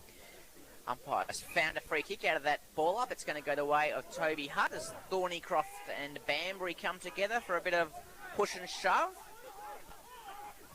Toby Hutt with the ball in hand. That celebrates his 30th birthday tomorrow. He kicks the ball long towards 50. Good intercept from Cotter. Probably should have got a free kick. Umpire said no. Ball comes back to Carter for Melton. Streams from half back. Up the line. Poor kick. Poor as called by Sam Young. And Tony Lockyer takes the mark. So he just drops off Carter there and is able to intercept as he goes inboard to Wilkinson. Had to wait a moment. He'll give it back to Lockyer, which the drive-by. Right foot kick down the middle. Benito read the cues, took the mark, kept on his running. He'll pound it to half forward. In the end, Wilkinson left Kite on this occasion. It was a good decision. He'll go the short pass to require 15 to find Henderson a true centre-half back. 25 and a half minutes played, second term. Felix Henderson for Sebas has a true centre-half back. He'll be waved to play on. Measured pass in the Hutt direction. He's got to fight McDonald for it in the end, and the big fella says it's all mine, takes the mark. Looks to continue it on the outer side. Finds Stewart breaking for him, who takes the mark. He'll look to pound it inside forward 50. Looking for Little Hales. And juggling mark takes it. Who just looks like a real presence on the lead inside 450 today, Brad McGowan. That's now the third or fourth time on the move. He's been able to take the mark out in front. Yeah, too athletic and too tall. That's happened consistently with the Sebas forwards. Having said that, at the other end of the ground, Ryan Carter's been on 3 or 4 times, and Melton just keep missing him with their kicks inside 50. So it's the difference in the game probably is the ball used by Sebas inside 50. It's just been that little bit better. As Adrian Manetto just wanders off in a very sluggish fashion, as we'll keep an eye on him as Little House's kick. Well, it wasn't the best strike for his own admission, but it's there. And Sebas get one back. Little Hale's second of the afternoon as the Borough move the 4-9-33 on the Metro scoreboard, the 3-5-23 of Melton.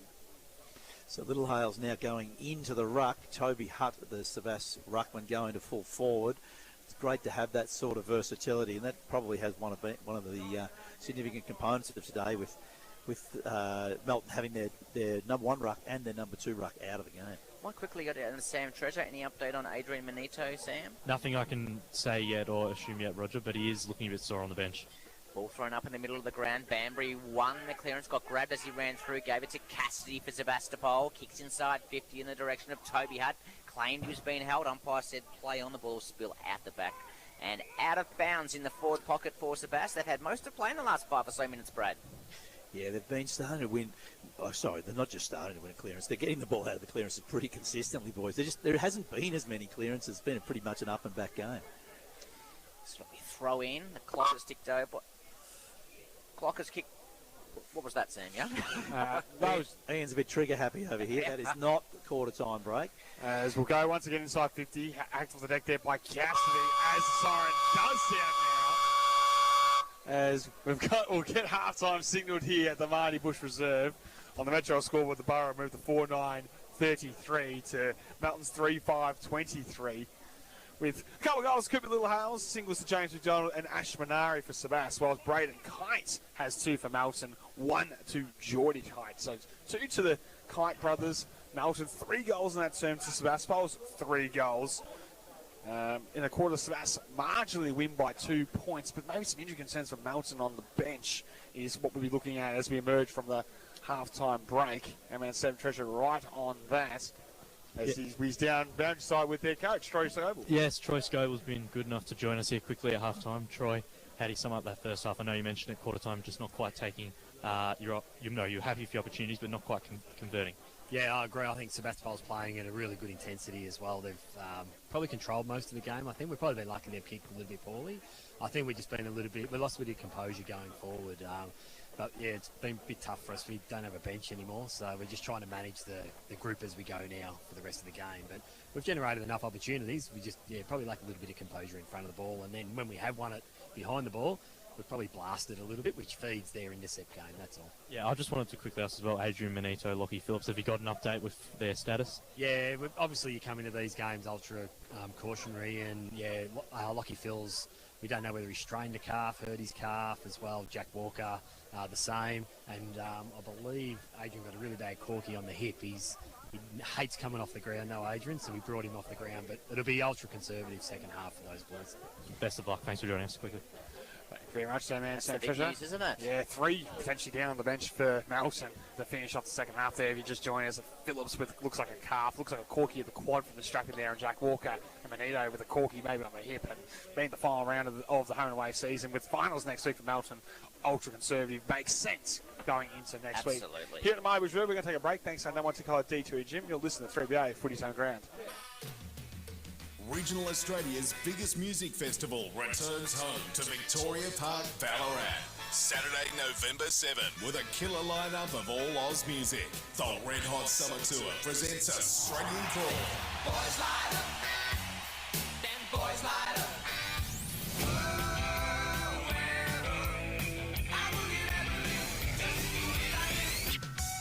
Plus Men at Work.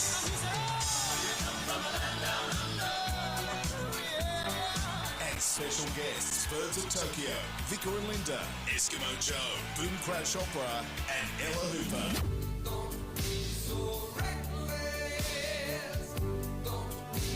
Tickets on sale now through Ticketmaster. The Red Hot Summer Tour, Saturday, November 7. Proudly presented by your home of the classic hits. 3BA. Catering for your crew? Zambrero is here for you.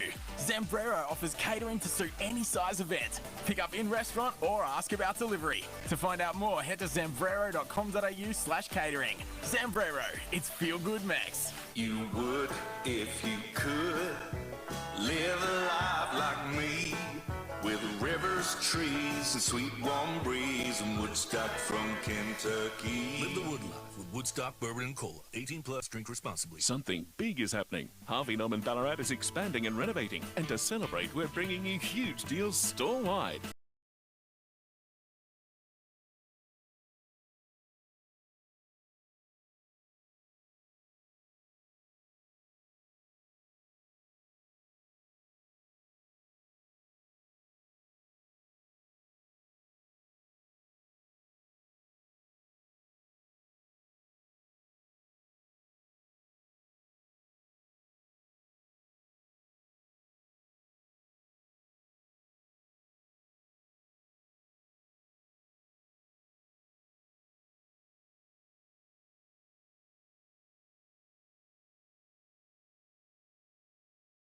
Jewellery and figurines, along with a large collection of Pandora charms. Carrington Jewellery also repairs jewellery and watches, so you can keep your favourites looking their best. Visit Carrington Jewellery, 703 Sturt Street, Ballarat.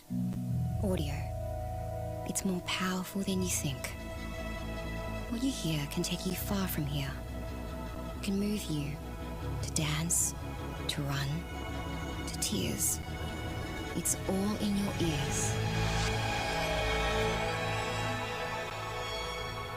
For advertising with real power, start with commercial radio and audio, where brands are heard. CRA.au.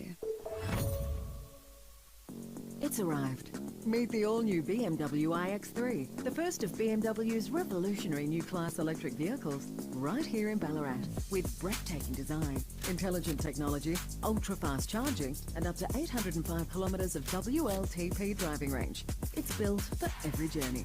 Be among the first to experience the future of driving. Book your exclusive test drive at the iX3 at BMW Ballarat, Claremont Road, Wendouree.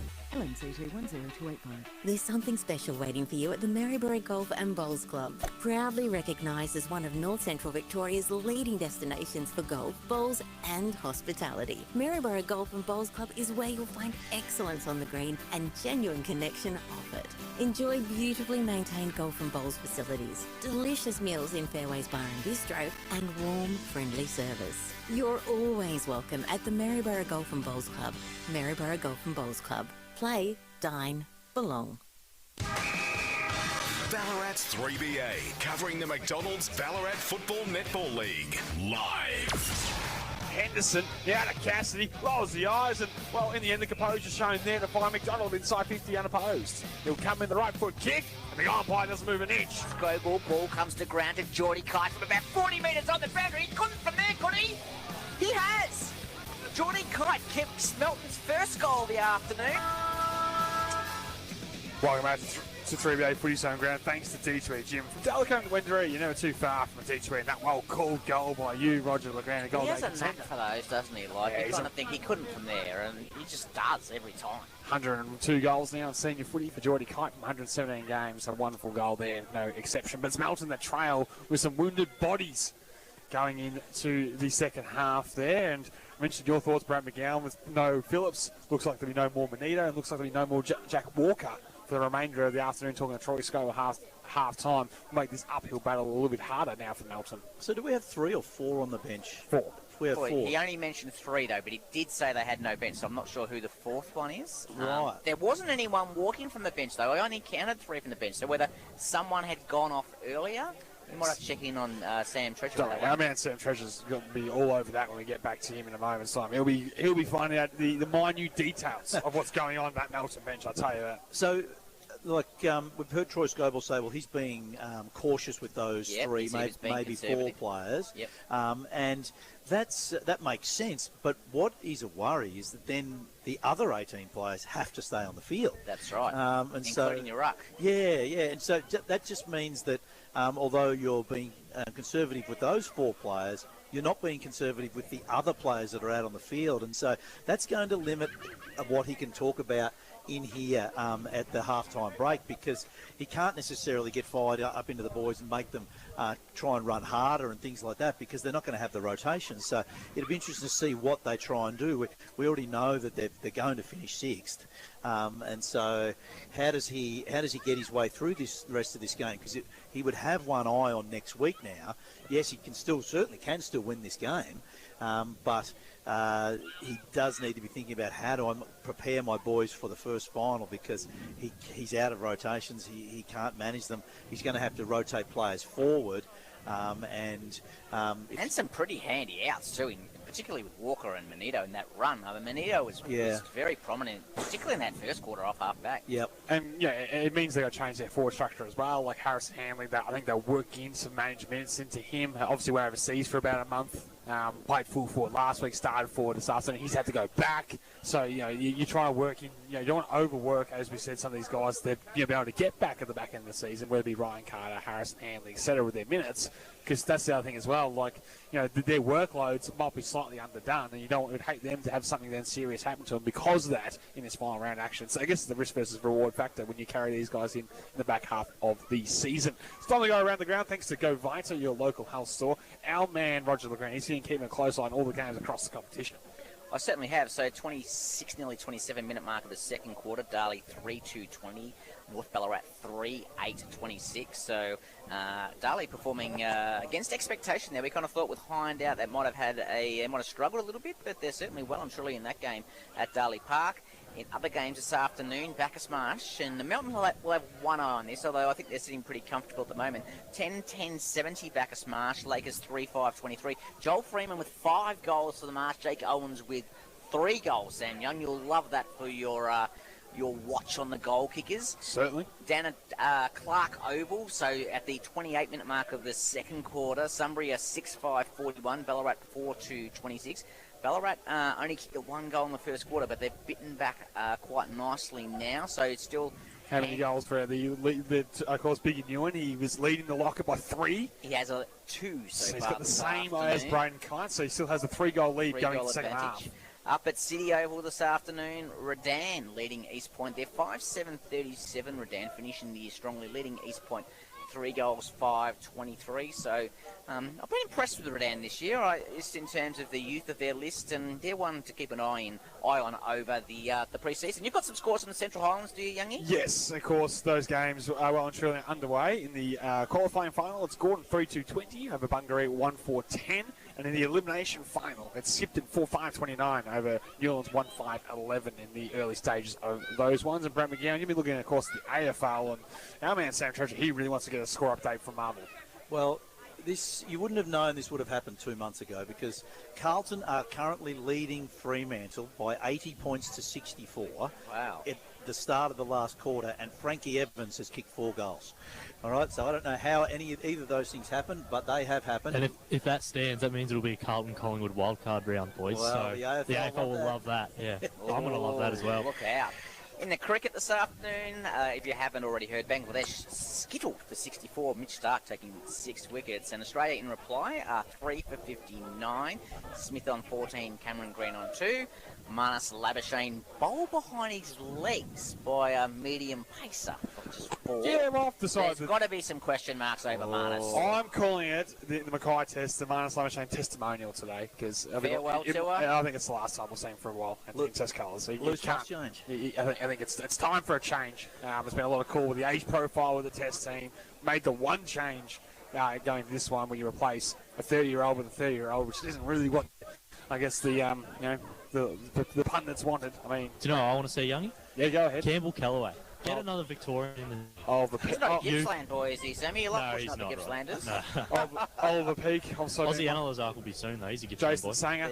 The list can go on. There's plenty of good young talent around the ranks that might need an opportunity at test level. Here at the Marty Busch Reserve, it's a 10-point lead. The Williams Sebastopol at the halftime break. We're going to take a break. Thanks to No One Ticket Holder D2 Jim. You're listening to 3BA Footy's Home Ground.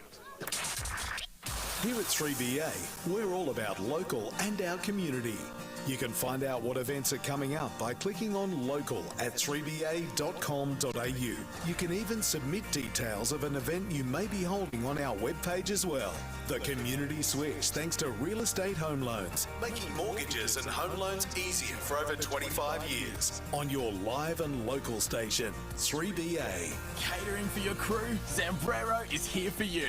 Zambrero offers catering to suit any size event. Pick up in restaurant or ask about delivery. To find out more, head to zambrero.com.au/catering. Zambrero, it's Feel Good Max. Dine in style now at Harvey Norman. Shop the latest collection of dining settings, tables and chairs in store now. Plus, complete the look with matching entertainment units, buffets, coffee tables and more. Want to create your own look? Choose from a large range of size, colour and finish options. Our friendly staff are ready to help you find the perfect match for your home. With hassle-free and quick delivery options available, your brand new dining room is ready to go. Best brands, best range. Dine in style. Now at Harvey Norman. Go, Harvey, go! Proudly local and here for Ballarat, that's Ross Street Building Supplies. Locally owned and operated for 34 years, they're your neighbours, not a franchise. From framing, flooring and doors to pergolas, decks, fencing, gates and garden gear, they've got what you need. Backed by friendly service and know-how you can trust. They'll cut it, load it and deliver it fast. Support local, build local with Ross Street Building Supplies. 3 Ross Street, Ballarat, or visit discounttimber.com.au. iHeart Podcasts, Pick of the Week. From the creators of groundbreaking podcast The Lady Vanishes comes another true crime series, The Truth About Amy, brought to you by the 7 Network. A decade after Amy Wensley's tragic death was hastily labelled as suicide, the case has been reopened for the 4th time, now classified as a homicide. Listen to The Truth About Amy now on the free iHeart app or wherever you get your podcasts. Dream Doors Kitchens, specialists in kitchen renovations, replacement doors. Sorry, as I was saying, Dream Doors Kitchens for clever storage solutions. You know what? I'm actually just going to head there now. The difference a kitchen upgrade can make. Smooth drawers, quiet cupboards, beautiful finishes, all without the price tag and hassle of a full renovation. Dream Doors Kitchens. Don't replace it, reface it. Visit dreamdoorskitchens.com.au. Oh my God. Oh, this message is brought to you by the most amazing thing you'll ever put in your mouth. Mrs. Brown Bakes. Treat your taste buds to a little piece of true heaven. Find Mrs. Brown Bakes every Wednesday at Common Garage, the first and second Saturday outside Premix King Lucas, the third Sunday at the Talbot Farmers Market, and the fourth Saturday at the Ballarat Farmers Market. Plus, selected local cafes. Mrs. Brown Bakes makes your taste buds sing. Drop everything. Your local bedshed store is having a massive stock clearance with end-of-line items drastically reduced. Hurry in store for huge savings while stocks last. T's and C's apply. Bedshed. No one's better in the bedroom. Now it's back to McDonald's BFNL action. Thanks to our #1 ticket holder, D2E Jim. From Delacombe to Wendouree, you're never too far from a D2E. This is 3BA Football.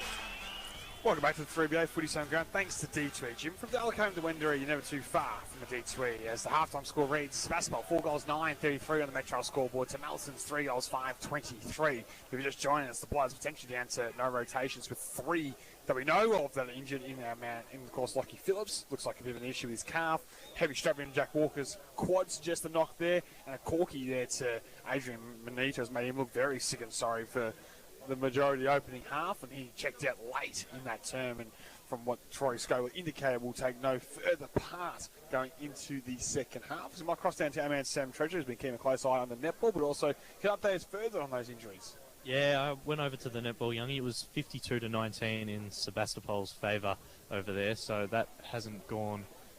It's gone how we very much expected it to. And as for the injuries, I haven't been able to get an update, but I will keep a close eye to see if Melton do have any on the bench, because Yeah, it looks Troy like did. Max Scoble's I think they have one on the bench, but Max Scoble, Brad? Yeah.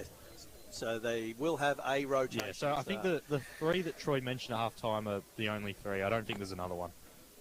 There you go. So big news from Mackie Park, or for Mackie Park for next week in terms of who will they get back for that elimination final, Youngie? Yeah, certainly. I mean, we understand they're a bit extra cautious, going into such a big situation. Corky's, Brad McGowan, who had plenty in term across your career. Yeah. It really just depends sometimes with those. Like, they can sometimes you can play through them. Sometimes they can just be quite annoying. And The hip one wouldn't be great. I wouldn't. no, it'd be quite. It just, and especially being the hip, that would be a tough one for Benita to run off. There probably is something you can play with next week, though. Yeah. But I tell you what, you're just looking out on the ground. Gee, the Melton defence just look quite short. Oh, yeah. They just don't have any really players that are of key position height. So they're going to find that challenging. The game has gone pretty much to script. Sebas has been the dominant team around the stoppage. They've had more inside 50s. They are the number 1 inside 50 team in the competition. We'll see what happens in the second half. So play gets underway to start the second half. Thornycroft up against Hart. Hart grabbed the footy, then dropped it. Ball came back to Melton. Clearance will go the way of Hickey for Melton. Kicks the ball long inside 50. Curtin gets back unopposed and takes the mark. Just inside defensive 50, he plays on quickly, comes out to his coach, Tony Lockyer, who's right on the 50 or defensive 50 line for Sebas. He weighs up his options, does the Sebas champion, and in the end comes out broadcast side with a short kick. Puts Phillips under pressure. Tap comes back to Borg for Melton. He handballs it over to Walker. Walker on his left boot, kicks inside 50. Ball hits the ground, no one marks. Curtin meets it for Sebas, fumbles. In goes Sullivan for Melton, not able to pick it up. Stewart tapped it off him. Come back to Curtin for Sebas. He kicks out and finds a teammate in Medwell. Yeah, nice kick around the bottom of the number third. Was Fans target and Bailey Medwell at half-back. Go with the measure pass down the line to Bambury. So good overhead for a player his size. Takes the mark.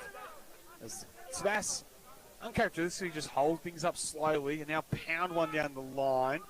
Edwards in front, had it fisted away there by Walker. Ball to turf. Phillips knocked it on for the Borough. Getting down ground level nice was Cotter off the Lockie Walker, who tried to switch it across the fence in 50. Dangerous ball, but Scope off the task takes the mark. Chase Scope goes for a run with one bounce. Good thing at a second, decides to select the kick because he liked the lead of Carter. Mark taken by Liam Carter, centre wing outside, virtually opposite our broadcast position. He'll chip it over the top, looking there for Kite. Has 2 to beat, getting across was Lockyer. Was it off a boot or was it off? The question is, was it below his knee or above his knee? One will be a lasso, one will be a ball in. Umpires come together and say it was above the knee and will throw things into the half-forward flank for Melton. Just well defended by Melton there. They were able to cover off, just man on man, and didn't allow Sebas to be able to move the ball in their traditional flowing manner. Ball thrown back into play. Thornycroft one out. Kick inside 50 for Melton. Long towards the square. Phillips got a fist on it for Sebas. Ball comes to ground. Kite leads in the race to the ball. He's got Hommelhoff on his hand. It's Sullivan. Actually, he's tackled. Does he get the ball away? Umpire says no. Sullivan doesn't think he's had prior opportunity, but he gives the ball back to Hommelhoff, who takes the free kick. He plays on quickly for Sebas. Goes in short, finds Lockyer. Lockyer in turn plays on and comes up to Edwards, the key forward. Had a heavy knock in that first quarter, which resulted in some strapping to his nose, but he seems to have released that now, which has freed him up. He's on centre wing. Edwards kicks up the line, the direction of a rope band. Ball spills over the back, and a strong fist from Jordan Cotter over the boundary line for Melton. Really like the game of Tony Lockyer today of half-back. I think he'd be in the running for the Sporting Globe Player today, Brad McGowan. Yeah, he's certainly being able to intercept the ball or then get on the end of it with handball receives and passes from his teammate. He's been really creative behind the ball. It hasn't been the cleanest game of footy, but he has been. As the ball handball towards half forward, Edwards, heavy knock, but got the handball away to Stewart, His ball's designed into the pocket to find Cassidy, who looks for Henderson on the lead, fisted behind by the Melton defence. Cotter, run down from behind, and he's gone. It was rope brand.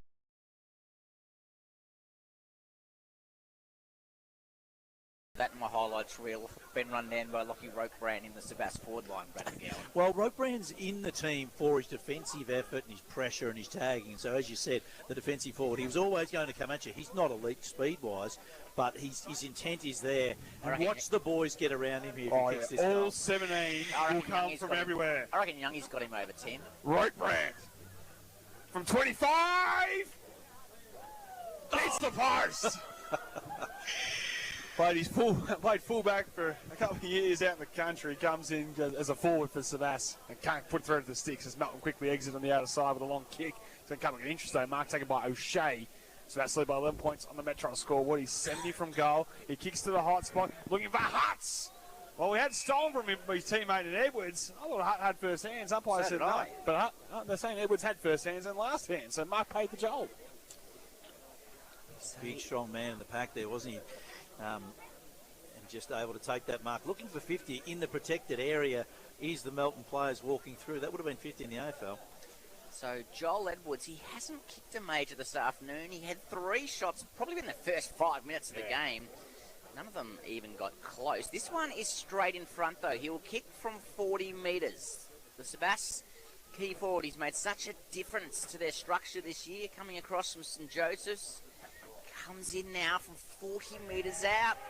He loves it off the boot. The crowd love it below. Sebas have the first of the second half. They get a 5-10. 40 to Melton 3-5-23 on the Metro scoreboard. Remember, Edwards was so good in the first 10 minutes of this game. Yeah. Then he took that head knock and, in particular, got that blood nose. Came off the ground, and then when he went back on in the second quarter, he had that tape around his nose, and you could basically see he couldn't breathe. And he's not particularly aerobic anyway, doesn't necessarily run all over the ground, but you could see he was just struggling to breathe. At half-time, he has got rid of that tape. The bleeding has stopped, and he now looks like he can move around the ground a bit more, and he's such a dangerous and important key forward. Real barometer for Sebastopol. Yeah, just looks more comfortable, certainly right there, Brad McGowan. It's actually a game-high 17-point lead here at the Marty Busch Reserve. The way of Sebastopol. Hutt with the tap. Hickey coming through, couldn't gather. Thornycroft did for Melton as he dribbles it towards half-forward for the Bloods. Lockyer, look away hand pass, just out in front of there of Wiley Anderson. He's unable to gather. Hickey got in the way, and he goes towards half-forward with the kick. Ball top there came from Sebas. That was by Dummett as he gets a bit of applause from Sebas faithful. They come and give him a pat in the back as he did well in the one-on-one contest there with Sullivan. Sees it out play. Ball will be thrown in. Great to see Chase Dummett back out there for Sebas. He's had a very long injury layoff, and that's Ben Hudson in our pre-game. He just hasn't had a good run. It'd be good to see him get a run, particularly over the next 3 or 4 weeks heading into finals. The throw-in comes to Davis. Got a handball out towards Kite. Missed the target. Medball cleaned up for Sebas. Went on his non-preferred left boot. Out towards the boundary line. Just stayed in. Good fortune for Sebas because it's going to mean a throw-in instead of a lasso. So that margin, 17 points.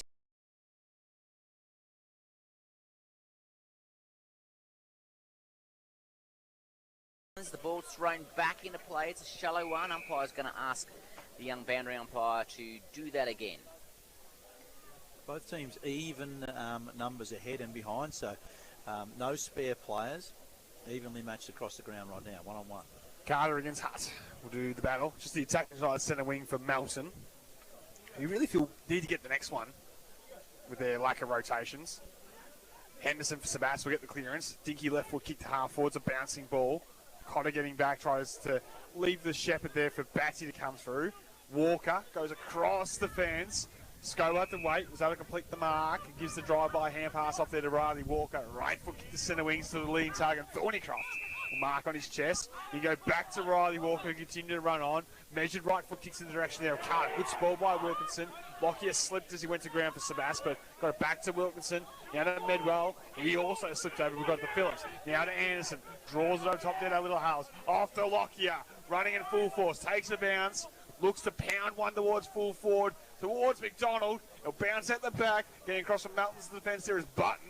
He had a slight fumble, but good enough to get back onto it. Off to Hanley and the Bloods. Well, they stop, and Hanley just dumps a high ball towards that one-on-one. Carter has the height advantage against Lockyer. Lockyer did well in the one-on-one. McDonald spins through the tackle, but couldn't get through. And then the umpires giving him prior opportunity and will ball things up. Probably the right call in the end. I think he probably didn't have prior.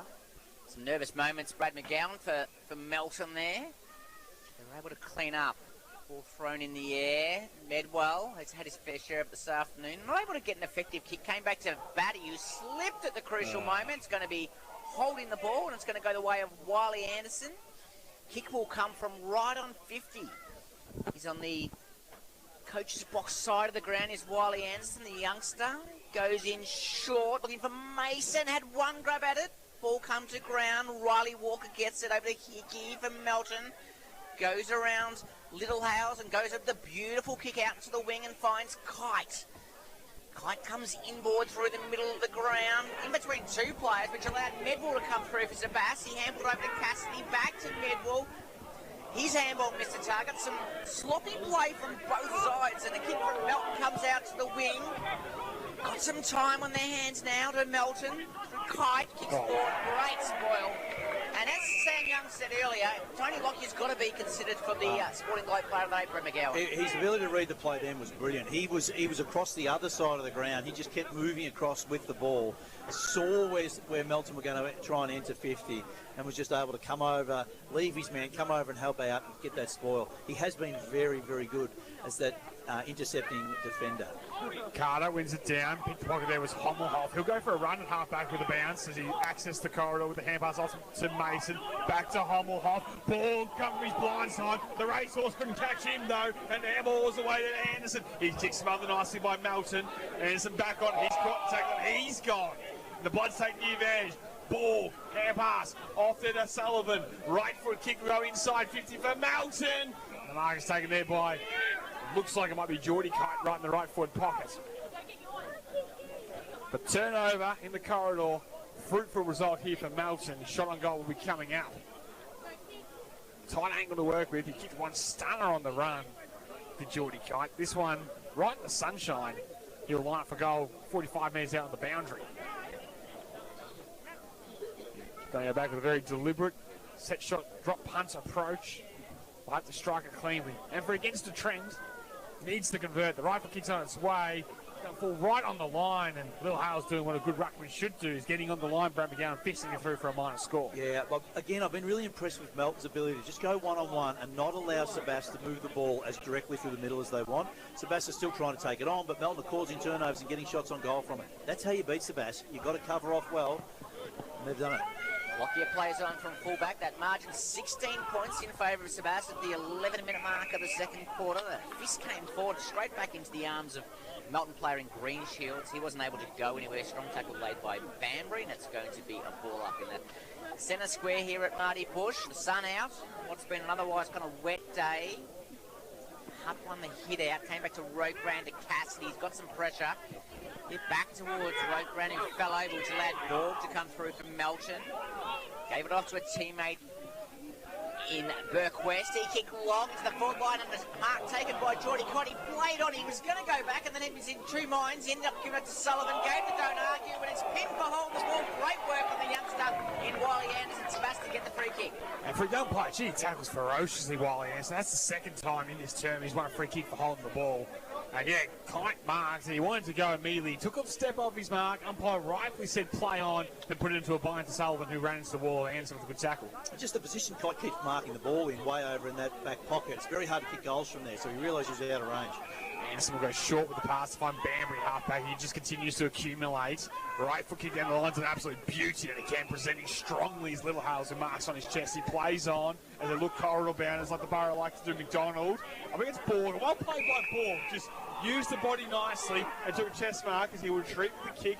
Walker will always run for fullback, takes the mark. It's been good, Walker, hasn't he? Plenty of it at the fullback position. He'll go across defensive 50 as Melton access outside through Batty. So Batty plays on, kicks it long up the wing. It's a poor kick, though. And luckily for Melton, though, Chase Dummer dropped the mark. He had enough time to go back and get it, kick it up the line towards Mason, who takes a really strong mark overhead, Liam Mason. It's going to look to play on quickly. The Might be out in the full. just checking with the boundary umpire as to whether the ball was out in the full. Liam Mason might be happy if it is because it was a beautiful mark. Can I give Brayton Kite some advice whilst we're just sitting here waiting for the umpire to make them wind up, Sam Young? Yes. Don't get in an argument with Sam Wilkinson. No. It has been adjudicated out in the full, and Melton take the advantage and kick down the line. Mark taken it by Carter, centre wing, virtually opposite of our broadcast position. Having a bit of a push and shove of Wilkinson and Kite. 16 points the margin on the Metro scoreboard. High ball down the line.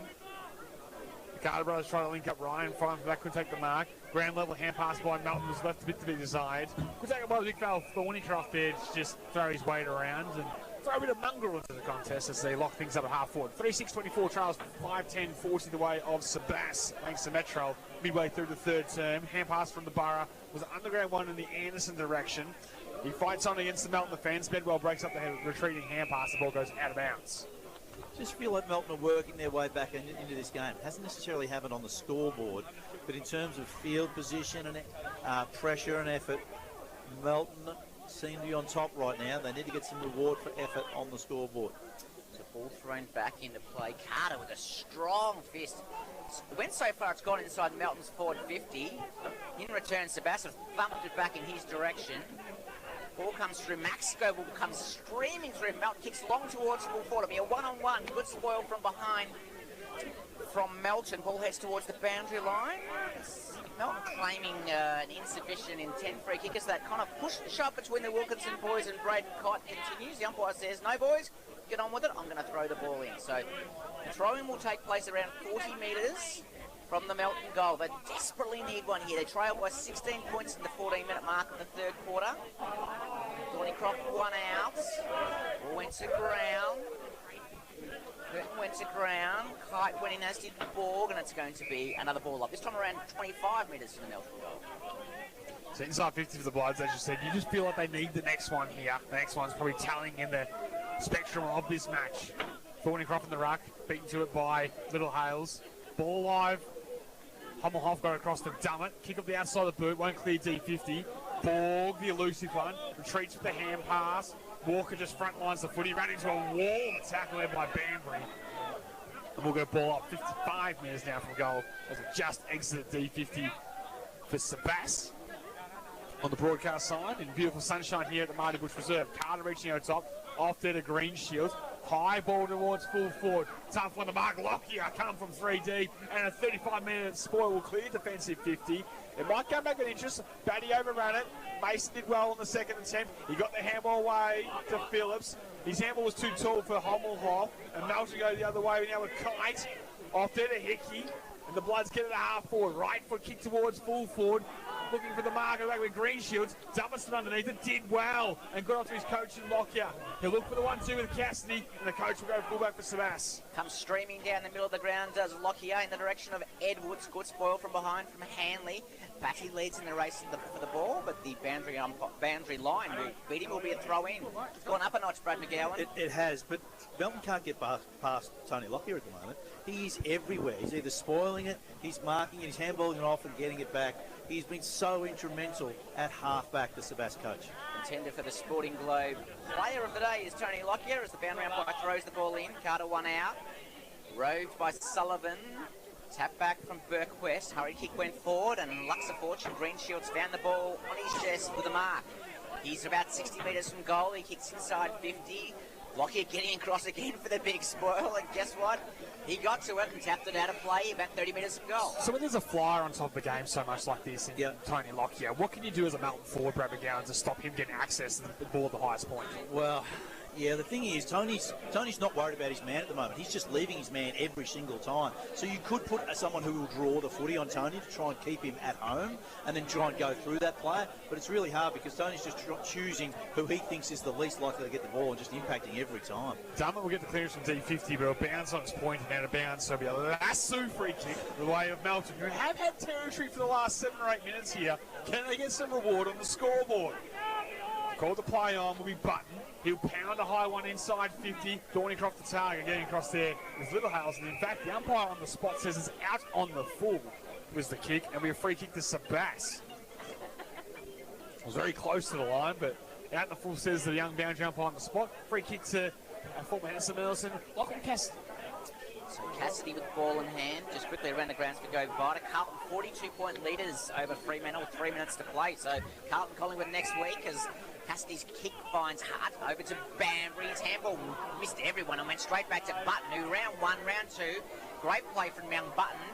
His handball was good, but the return one missed him. And then Sebastian's going to go back in. Should have been a free kick for too high, but the umpire's going to pick him for holding the ball. What do you think of that one, Sam Young? Well, I guess the umpire says he's dived on it, but he was the one man that wanted the footy, but rewarding the good follow-up by Button, who's done some nice things across half-back today. He's now called the play on. He just tries to bulldoze one inside 50. It's a poor kick. Cassidy runs away from half-back, pounds it towards centre-half forward. Edwards have 2 to beat. Hanley backing back did well. And follows up nicely this Harrison Hanley. Retreats with the hand pass in the Carter direction. He'll go back all the way to Cotter. Melton show that composure that they like to from half-back. Mark taken there by Riley Walker. We have good numbers again at the full-back position. He'll go long.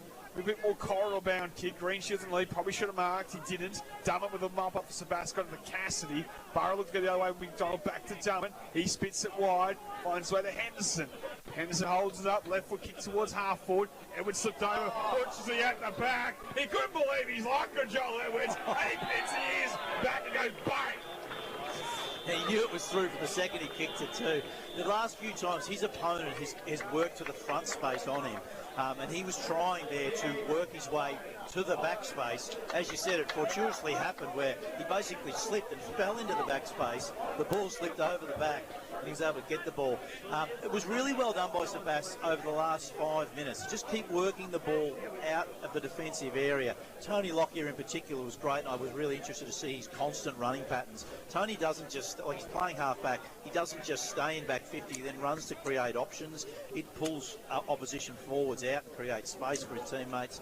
Well done, Sebas, to create that and set up that goal. 6-10-46 Sebas, 3-6-24 Melton on the Metro scoreboard. 19 minutes into the third quarter. Melton win the clearance, but kicks a poor one. Hommelhoff gets back to take the mark for Sebastopol. So work to do for Troy Scoville and his men as Hommelhoff plays on, kicks out in the direction of Banbury. Good spoil coming over the back from Ryan Davis. It'll be a throw-in right in front of our broadcast position here at Marty Busch Reserve.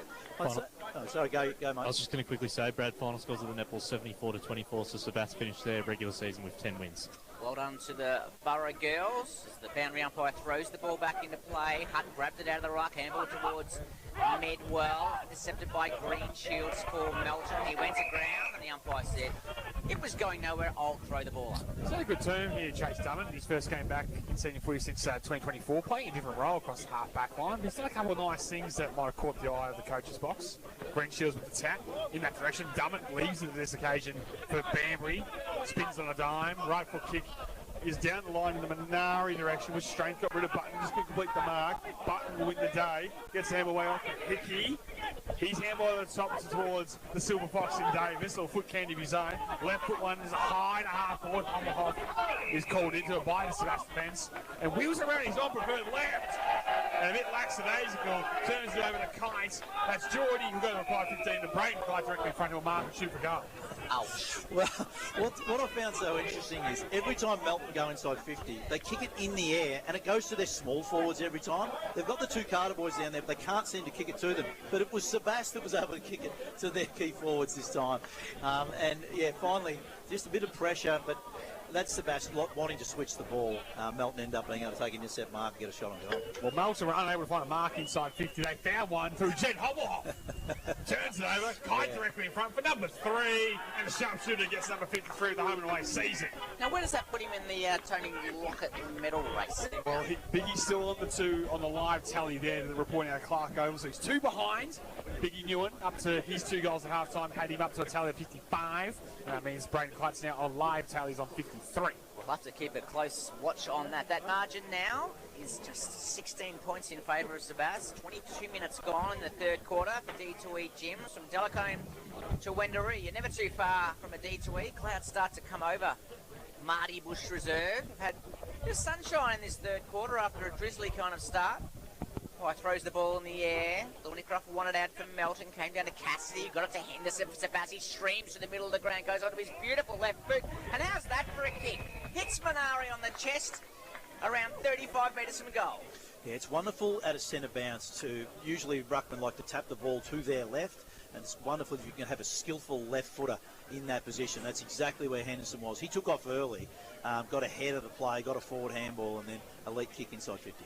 So Ashmanari, he has won this afternoon. He'll kick from around 35 metres out for the instant reply from Sebas. Leans back on it a little, and not for the first time this afternoon, shaved the post. Sebas go to 6:11:47. 4:6:30 Melton Metro scoreboard. Jordan Cutter will bring us back underway. As I said earlier in the call, the most best listed player in season 2026 thus far.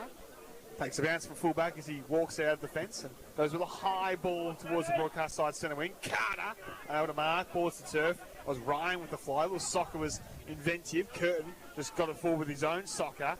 Then across there is Batty, the emerging youngster from Melton. Did well. Try to step through traffic. Hot umpire put with some mouth and put it away. Henderson had his head ripped off. Free kick will go his way. He's right on 50. From a standing start, might be beyond him. He'll play on, he'll arc around, he'll pound it towards the goal face, he'll wobble across the face. Hanley on the last on the fence is desperate and sees it through for a rush behind for Melton. 6:12:48 on Metro scoreboard. That's Sebastopol. Melton 4:6:30. Hang in there.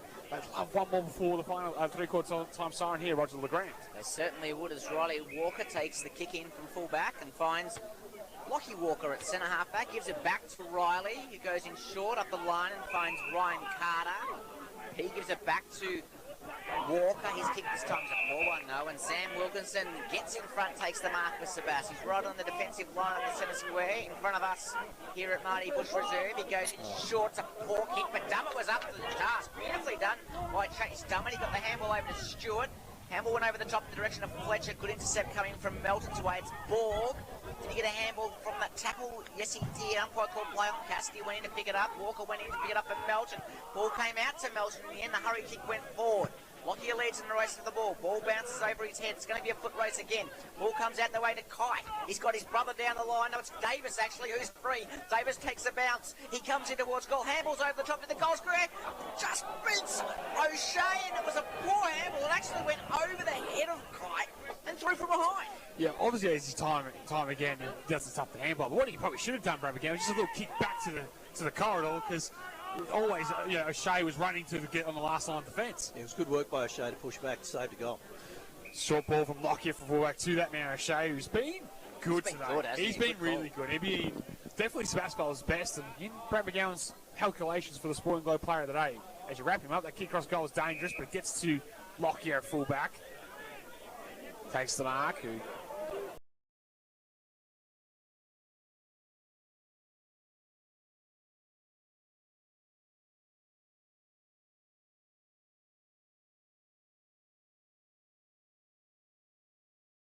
basically started. This time it's Hommelhoff inside defence. He'll go over the top, but had to wait to get there. Umpire's going to pay the mark just as the late attention arrived. And Sebas, that's what, 5 marks in a row there inside the defensive 50, Brad McGowan? Yeah, they look to be just slowing things down, trying to save time. I think the siren must be near. Cassidy at half-back. Again, had plenty of it. He just holds up. He'll kick long over the line. Umpire does wait play on. He pounds a long footy towards that centre wing position. Edwards! Big fly, couldn't hang on at centre wing. Ball to turf. Not good to react, but a ball off the result. That's the ball's virtually opposite our broadcast position. So news down from C.E. Brown Reserve, or just up the road from C.E. Brown Reserve, is that the Lakers have kicked 2 goals to none in the third quarter, so you can forget Bacchus Marsh getting a big enough win at this point in time to wrestle a finals place off Melton. Lake Wendouree 5:8:38. Bacchus Marsh 11:77 as a free kick goes the way of Melton. It's going to go the way of Hickey. He's on the wing. Sizes up his options forward. Doesn't really have anything, so comes across the ground dangerously. Put Berkwest under pressure. Fortunately, he was up to the task. Went back in. His handball missed the target, though, and Medwall's going to clean up for Sebas. His handball, in turn, missed the target. It's a messy play from both sides. Edwards is a long way up the ground. In the end, he's forced to go in. As the siren sounds to end quarter 3 here at Marty Busch Reserve. Sebas 6:12:48. leading Melton 4-7-31 on the Metro scoreboard. Yeah, for the Borough, a couple of goals of Cooper Littlehales and Joel Edwards inside 50, so he kicked the only 2 goals that term for Sebastopol. Joel Edwards, singles to James McDonald and Ash Manari, whilst for Melton, it's a couple of goals, or 3 goals in total for the Braden Kite now, and 1 to Geordie Kite as their other individual goal kicker this afternoon. We're going to take a break here at the Marty Busch Reserve thanks to our number 1 ticket holder, D2 Gym. You're listening to 3BA Footy's Home Ground. Looking for a recently played song? Download the free iHeartRadio app or click on listen at 3ba.com.au. Yes, we're open and ready to warm your home. It's Barbecues Galore Ballarat. Paul and the team welcome you into our newly renovated showroom. We've got a great range of wood heaters, barbecues, outdoor furniture and accessories. Our extended winter sale is on now, with wood heaters starting from just $9.99. Come in, say hi to Paul and the team, and enjoy great local service with unbeatable winter value. Barbecues Galore Ballarat. No judge, but there's still a few minutes to play as the umpire throws the ball in the air. Gallant comes down to Egan, gets the handball over the top to Stevens, back to Newitt, dribble a kick inside 50, comes back to Stevens on the right boot, long kick towards full forward. Stafford plays on, kicks the goal. Sunbury back in front. Keith, we got it over the top with some good intent on the footy there from Adam as a party. He sent the ball back into attack, looking towards Myers. O'Brien, look out, Cadman, you're gone! Umpire call, play on, purely left foot. Yes, Daly, get one back. Gee, and they're lucky to get away with that. The Devils, Rinaldi ran down Cadman, who marks on half-forward broadcast side, and he goes in the direction of Biggie. Umpire call, play on, outside of the right boot. It's a bouncing ball, it's a goal to Hooper.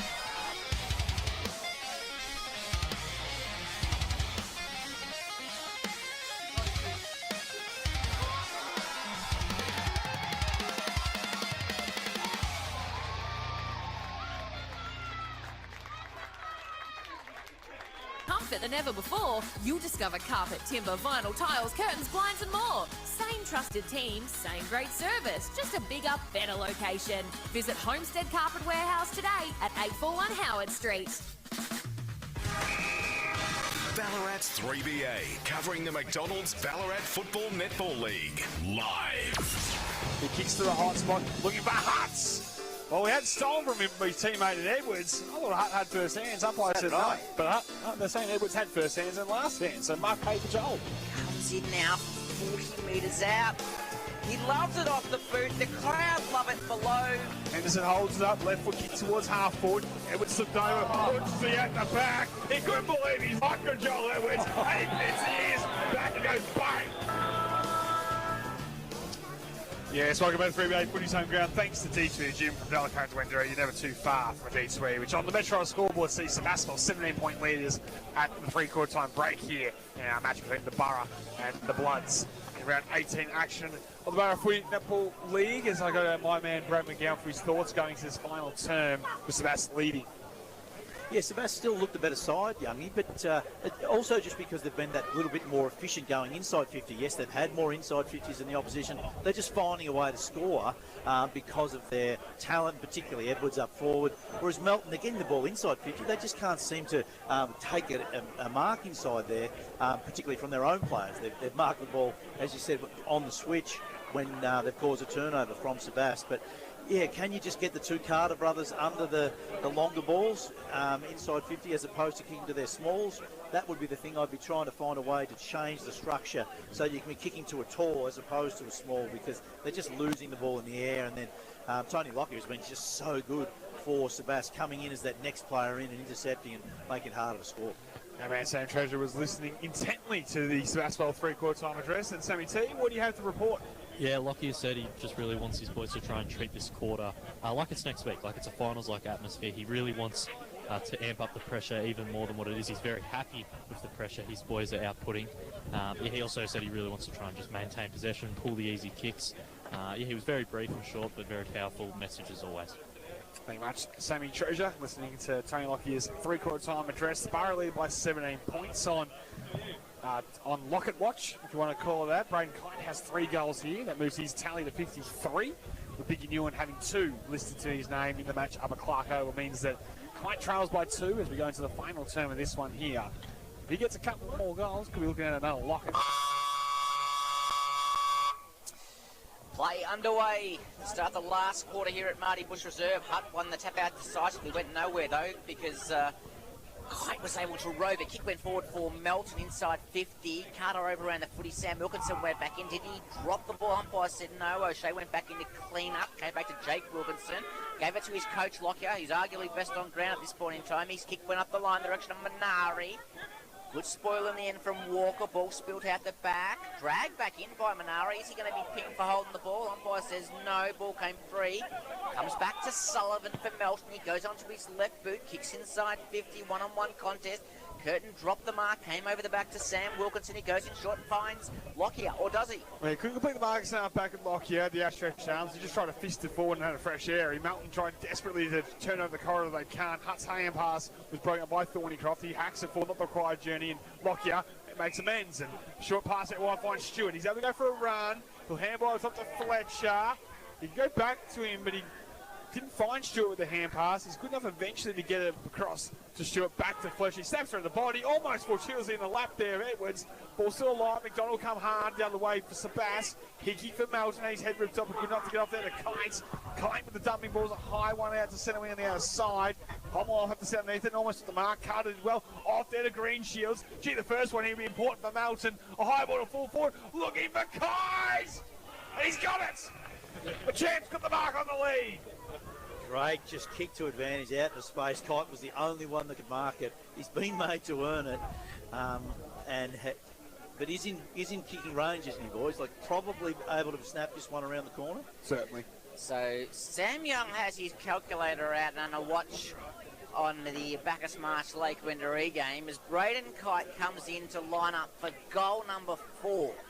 Now he's going to snap this around the corner from about 30 metres out, and he's done exactly what he did the last time he kicked from that direction. Kicked right across the face of the goal and out of bounds on the full. Opportunity missed for Melton. Let down, and unfortunately that's been the story of the day. Melton just haven't been able to execute in front of goal. If he gets those couple, he'll be level in the Lockett. Anyway, we'll stick with this footy here. Short ball at the top from Sebas finds Cassidy. He'll mark inside his own defence. Gee, he's been good after a few weeks out of the lineup, Brad McGowan, and just continues to accumulate as he chips in the direction of Hutt. Sullivan did well. He was outmatched in size. Got the spoil in.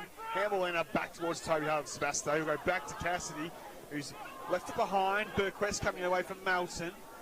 Thornycroft now to Hickey. Left foot kick around the body. Won't go the required journey to Braden Kite. He's looking more hand pass to Geordie Kite, putting it on the severe pressure. He's caught no shade tackle. Ball the result. Yeah, Melton just pressing here. So the ball up will be right on the 50-metre line. Melton attacking. Throw up. Thornycroft won the hit out, but didn't go to any real advantage. Green Shields roved it, was tackled straight away. So it's going to be a repeat, almost in exactly the same position. That margin, 17 points in favour of Sebas, but it's only 3 minutes into the last quarter. Quite throws the ball, but it's going to be another ball up. So from Delacombe to Wendouree, you're never too far from a D2E. Hope you're enjoying the coverage. This last home and away game for 2026 in the Ballarat Football League. with the clearance. Sebastian's going to find himself under pressure if he doesn't kick it. He did. Kick long towards Edwards. Walker right on his hammer. Little House was met high. Umpire agreed. Going to be a free kick going the way of Little House. Little House on 50, 45-degree angle. We'll give the ham pass off to Cassidy. He tries a long booming kick from outside 50. Wrong side of the post. It's a minor score. 6-13-49 on the Metro scoreboard. That's Sebastopol Melton 4-7-31. As good as Cassidy's been, that probably wasn't the best option to get that one there. He's been really good at the stoppages, but they had other runners and more space. So Harrison Hanley will do the honours from fullback, and he finds Lockie Walker all by himself around 35 metres from Sebastopol goal. So Lockie Walker just looking for options, looking to switch, and as we've seen a few times this afternoon, Riley Walker finds himself free. Did he play on? The umpire said yes. He's had to go round. Kick up the wing in the direction of Carter. Ryan Carter, that is, takes the mark, plays on quickly. Kick is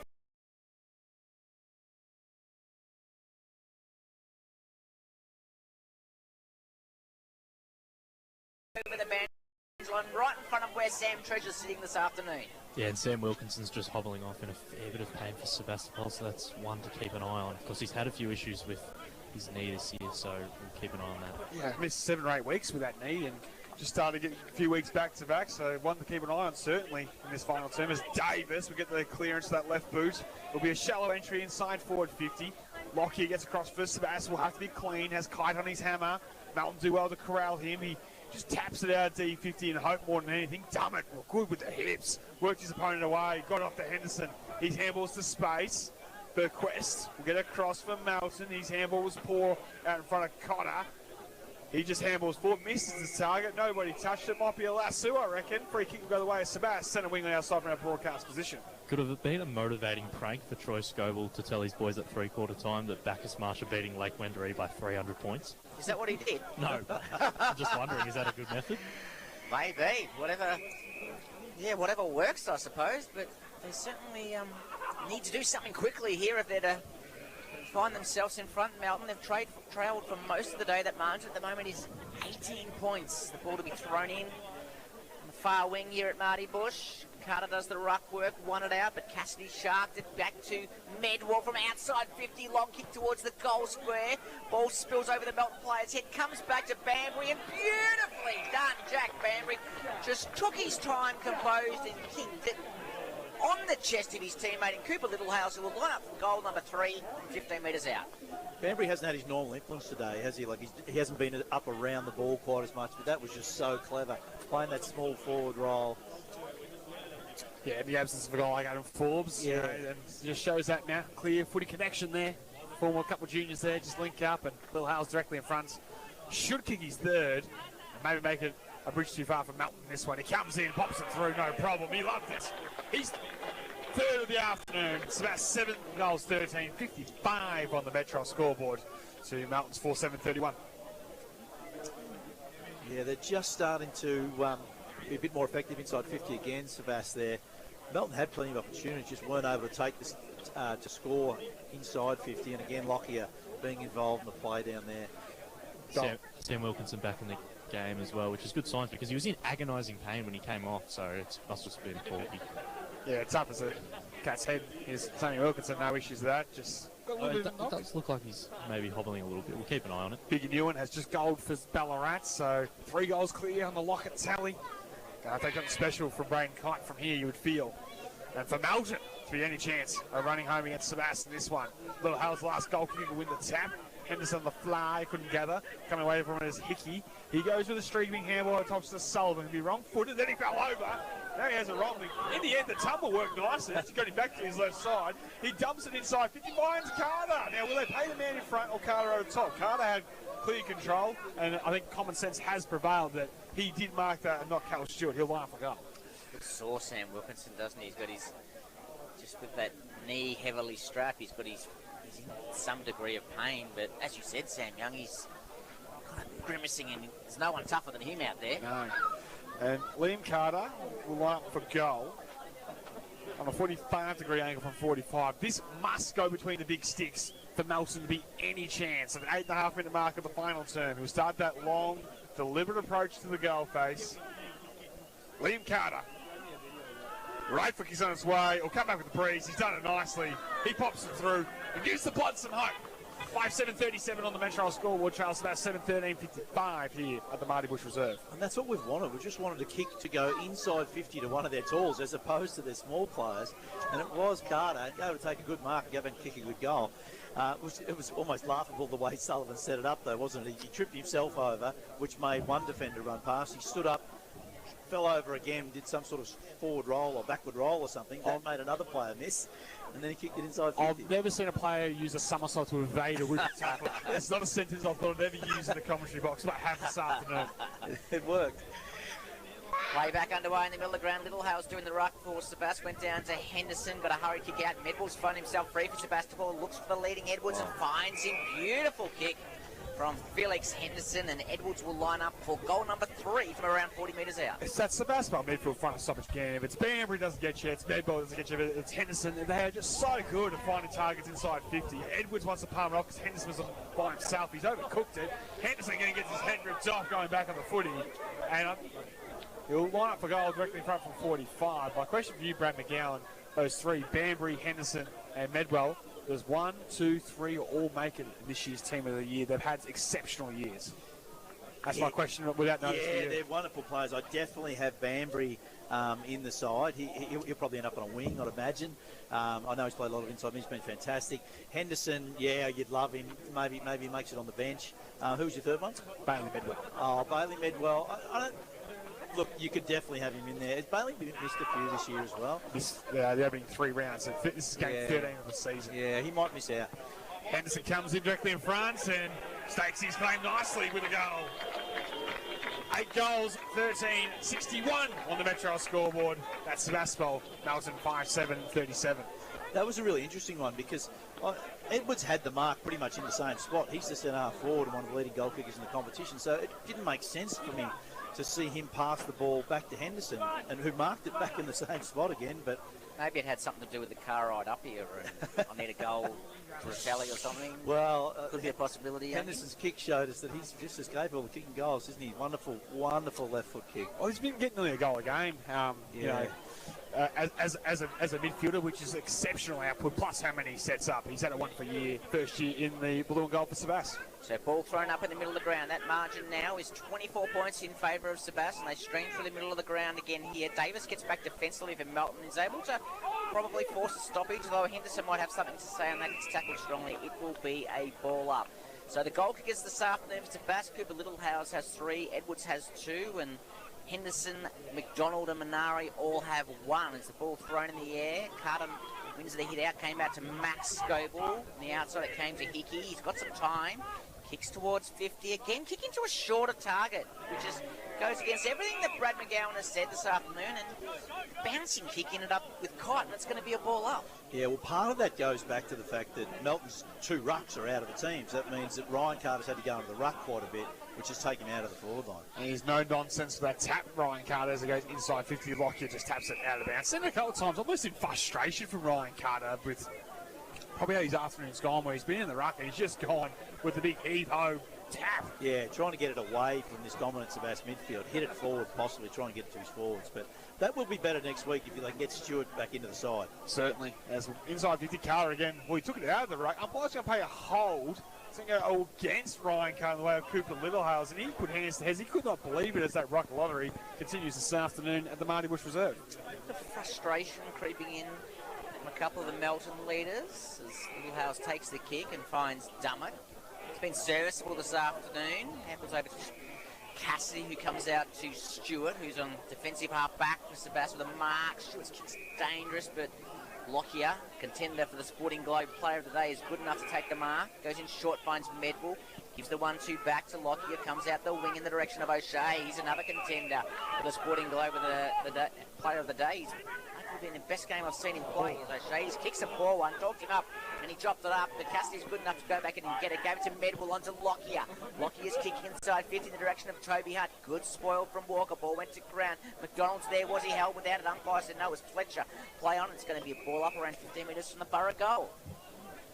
Again, their ability just to transition, slingshot from Mandan Sebas. Just there. It's their one wood. It's what's made him so dynamic and impressive in season 2026. And they have an eye on top spot. depending on the result, out Valley and North Ballarat this afternoon, as Hickey will get the rightful kick out of D50. Bouncing ball in front of Kite. Arguably Melton's best with 3 goals this afternoon, seen it out of play as we look to go around the grounds, thanks to our good friends at Go Vita, your local health store, for an update for that game between, of course, the Darley Devils and North Ballarat. And I can tell you, as we're starting the final term there in that one today, that it is North Ballarat by 20 points leading the way. So that would secure them the minor premiership if they can hold on from here. As fist of ball there by Carter, got to the green shields, high rifle kicks, ill-directed. Jacob Wilson will have to wait for an eternity, but he'll mark on his chest inside defensive 50 to Sebas. The veteran, we're looking forward to finals for sure. He's been around the club for a long time as Jacob Wilkinson. He kicks out, so they'll be in the direction of Stewart. Good spoil came from Borg, but Stewart was able to go back in and get it. Sebas kicked inside 50, missed the target. Harrison Hanley gets back to take the mark for Melton. He's across the ground quite dangerously. Fortunately for him, his teammate in Hanley's up to the task. Goes in short out wide and finds Riley Walker, the playmaker. He seems to run up his opponent regularly, and he's done lots of that today. Kicks up the line and misses the target. Edwards, who's pushed up to the wing, takes the intercept mark. And he's going to pull the kick at the corridor. Levine Hobblehoff will take the mark. He looks forward. He had a lead of Haas. He had a lead of McDonald coming from the side. He got the way of Minari, but he backed himself to take the mark on his chest unopposed, and he'll line up directly in front. That's the best footy there, isn't it? In the last 10 minutes, they've just decided we're going to go through the middle a bit more. And as a result of opening the game up, the Melton defence hasn't been able to maintain their intensity. If you look around, a lot of Melton players with hands on their hips, etc. That's the lack of rotation. They're tired. Sebas have worn them down. McDonald, an important role this afternoon as a small forward in the absence of Adam Forbes. He's kicked a couple of goals, certainly pretty happy. Jimmy Brown has 2, Sebas have 9. 9-13, 67 makes it a game-high 30-point lead on the Metro scoreboard, leading Sebas leading Melton here at the Marty Busch Reserve. So around the grounds for Go Vita, Brad, Sunbury 9-10-64. They lead Ballarat 6-2-38, so you'd think they should hold on from there. Jake Egan starring again. He's got 3 goals, and I imagine, given his role and what we saw him do last week, he's playing the kind of combination of mid-forward again today, and makes such a difference to the way they play, doesn't he? Yeah, and so, that's interesting because Ballarat have been one of the top teams all year, but they're going to get beaten by the team in 5th place. And, Sunbury really can beat anyone on their day now. Certainly with the players coming back into their side that we saw today, including Big Dan Johnson. Sebastopol with another clearance, this time through Hommelhoff, goes onto that left boot. Was Minari held? The umpire said no. Ball spilled out the back. I think they'll be happy, Melton, to just walk that ball over the line. Beside the behind posts, it'll be a throw-in. So the margin, 30 points on the Metro scoreboard in favour of Sebas. Time running out for Melton, 16 minutes gone in the last quarter. Yeah, we are to talk about more in the post-game. It does set up an interesting final series with how results are finishing up here in the Ballarat Football Netball League.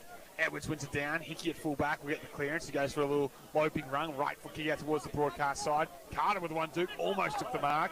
O'Shea with the crumbs.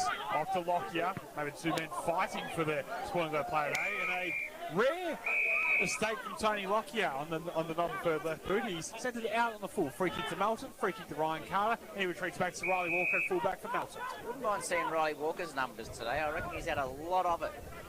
His disposal hasn't been perfect, but he certainly had plenty of the footy as the umpires found a free kick for a push in the back. It's going against Ryan Davis, and it's going to go the way of McDonald. McDonald right in the centre of Marty Busch Reserve, assesses the options up forward and kicks in the direction of Minari. Good spoil from Carter, straight back in the hands of Edwards, onto his left boot. Just flashed across the face of goal and through for a behind. Sebastopol 9-14-68, Melton 5-7-37 on the Metro scoreboard. Roger, you're an AFL timekeeper. Would you say, and obviously I don't know all the duration of every game, but this game's got to be one of the shortest for the season. Oh, yeah, I would absolutely agree with you on that, Sam Treasure. As a tired Melton will come out defence with Cotter, short ball. If you just join us, of course, no Phillips, Manito, and Jack Walker sits the second term for the Bloods. 3 down on the bench as Hamley dives in with the hand pass. Batty, who's battled on hard, couldn't gather. Scoble with speed, got his handball broken up by Sebas. Wiley Anderson, that was that man. He got the handball off to Dummett, off to Cassidy, and the Burrow got a half forward to Henderson. He slight fumble, got it on a string, left foot around the body. How clever was that? Down McDonald, they're just queuing up. He goes towards full forward. Scoble dropped the mark he probably could have taken. Sebas, they muck around with it. They get it to Felix Henderson. He's going for a standing start and he misses to the near side. So we're giving Felix Henderson 2 or 3 possessions in that one. Looked like he handled to himself early on. Just stat padding is Felix. Yeah.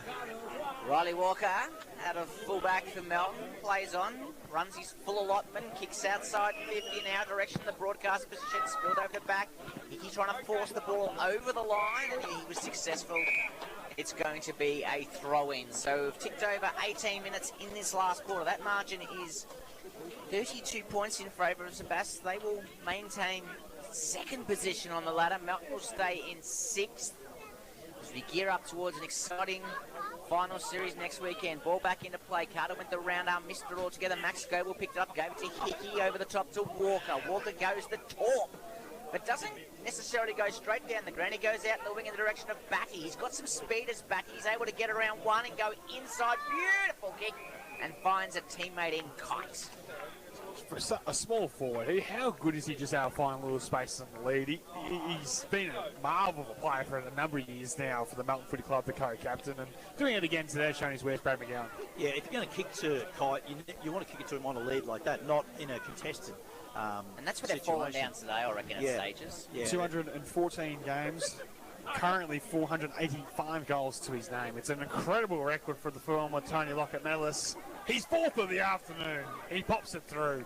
And Melton go to 6 goals, 7-43 to Sebastopol's 9 goals, 15-69. Hello.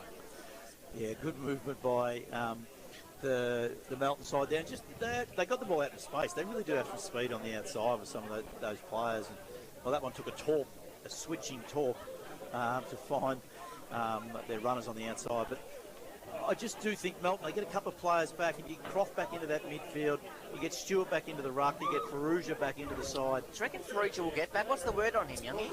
Touch and go. Obviously, he was injured last week, and they'll probably give him every chance to try to get up. But I've had mixed reports out of the camp of Melton whether he'll return in season 2026. Ball thrown in the air. Get out one by Little Hales. Come back to Hickey. He's been serviceable today. Got a handball. Over to Sullivan. Goes onto his right boot. Kicks inside 50. Pack will fly. And arguably the Sporting Globe player of the day. I don't want to steal your thunder, Brad McGowan, but if he gets beaten, I'd be very surprised. He's been amazing today, Tony Lockyer. Yeah, very good. Dangerous kick comes back towards Medwall. Tapped off the pack. Melton are claiming for holding the ball, and they'll get it through Brody Sullivan. So Sullivan will look and turn. He want to go long to full forward towards Kite. He's out the back. Now he's out the front. He just couldn't hang on. The juggling attempts. Waiting down to Melton. Handball in the direction of Jordan Kite. Hangs up the deck. 200 minutes to the Bloods. Just direct. What do you by the Bloods? They got it inside 50, surging the ball forward. Kite is so dangerous in the air. Everyone just knows that he's going to run and jump at it. It was good crumbing work. They put through another goal. Maybe it's not over, boys. Well, 2 goals in red time gives them a small pulse, maybe. 7-7-49 to 9 goals, 15-69. 6 of the 7 goals have gone to the Kite boys, Yummy. Yeah, 4 to Braden, 2 to Geordie. I reckon Geordie would like to trade his 2 to Braden just so he had 6 and maybe had a locket. I think that was a family trade available. They'd be probably much taken. Maybe. And you would be on Biggie Watch. Yeah, he would be. And I don't know what it cost him. I don't know, maybe an extra bread roll at Christmas dinner. I'm not sure. It depends what works at the Kite household. Back on the way here at the Marty Busch Reserve, we'll get a secondary stoppage from the ball up. 200 minutes to Melton gives them a small chance, but it has to go perfect from here from be any chance to cause one of the comebacks of the season. Fletcher coming through, Sebastopol couldn't gather. Henderson caught in a Sullivan tackle. That's a 3rd ball up in the middle of the Marty Busch Reserve as Sting's gone out since those last goal, those stoppages. Hickey. Handball was carted off there by Henderson. Off the Little Hales. Right foot kick inside 50 was pinpoint to Mason. Bang! Hit him on the chest. And the sputter will line up on a 45 to ground for 45 metres out. They've been so damaging from centre bounces, Sebas. Like when they've come out, they've come shoulders out the front of the stoppage, running towards their forwards. Their forwards have been able to hit up and take marks inside 50 because of the level of dominance at those stoppages. 3 goals in his 10 games thus far this season, Spud Mason. So, would like to kick it major here. Left foot kicks on its way. Distance was never going to be an issue. It's always about the accuracy.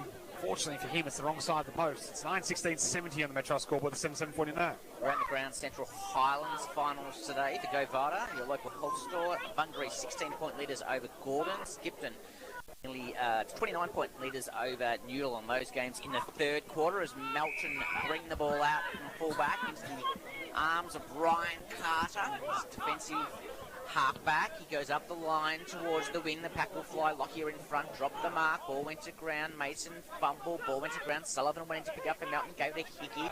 To Chase. Scoble got the ball inside 15. Found Kite on his chest. Plays on quickly. Looking for a lead of his brother Wilkinson in front. Good spoil from behind from Kite. Came back to him. He goes over the left shoulder. Oh, yeah. 5 goals to Braden Kite. Well, now it's Lockett watch. Jeez, they're just so clever.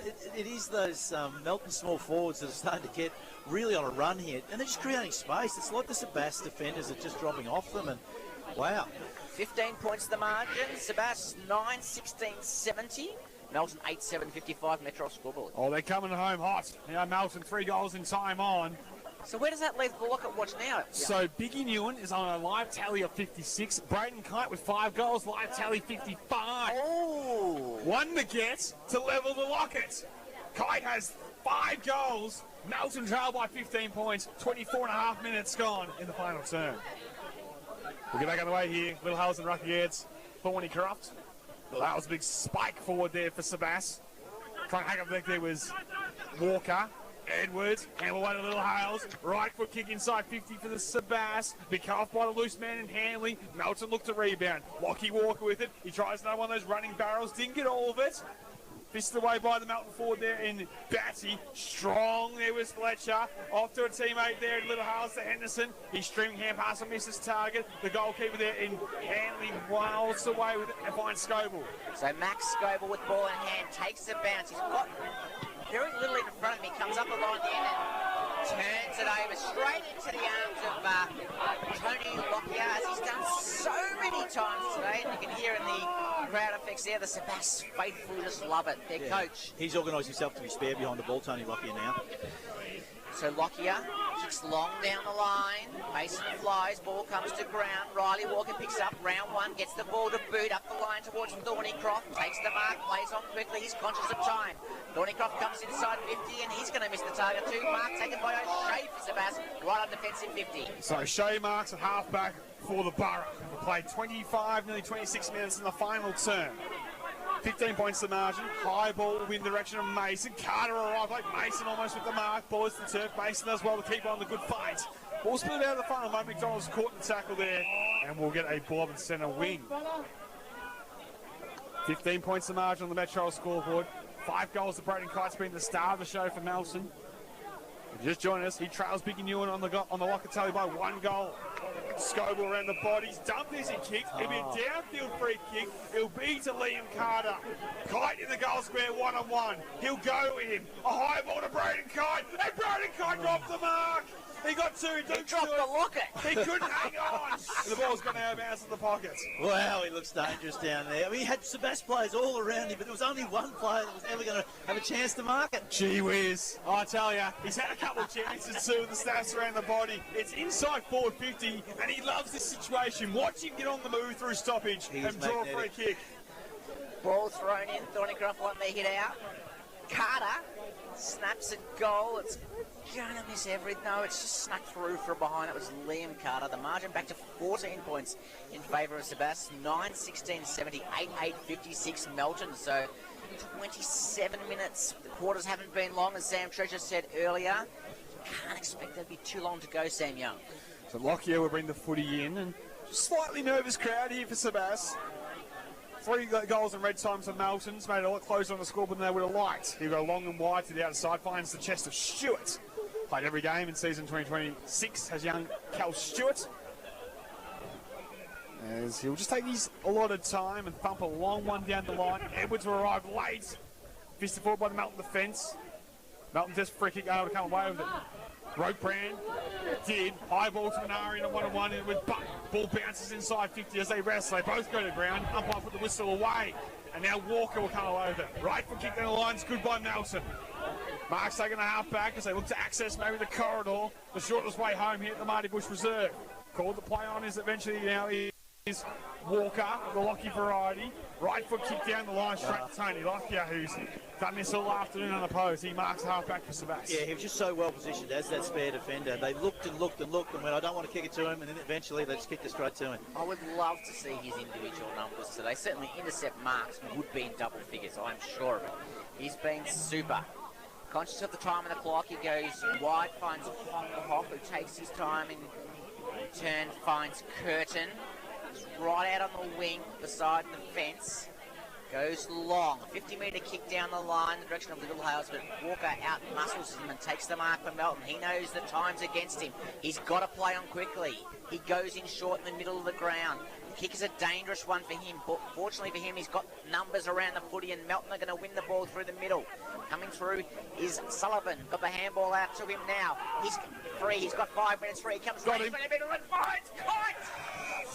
Great movement through the middle. They really took a risk in that kick through the middle there, didn't they? Like, there was a number of Sebastopol players on. Sebastopol also had numbers back.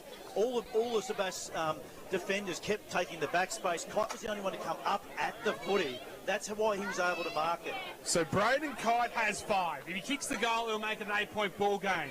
But also his 6 will mean he's leading the Tony Lockett medal. Kite directly in front. The right foot has got its way, and he's steered it near side. Could you believe it? Did he just miss the Lockett? Kite misses. Sebastopol leading the Metro scoreboard by 13 points in the late stages here at the Marty Busch Reserve. Drama, drama, drama.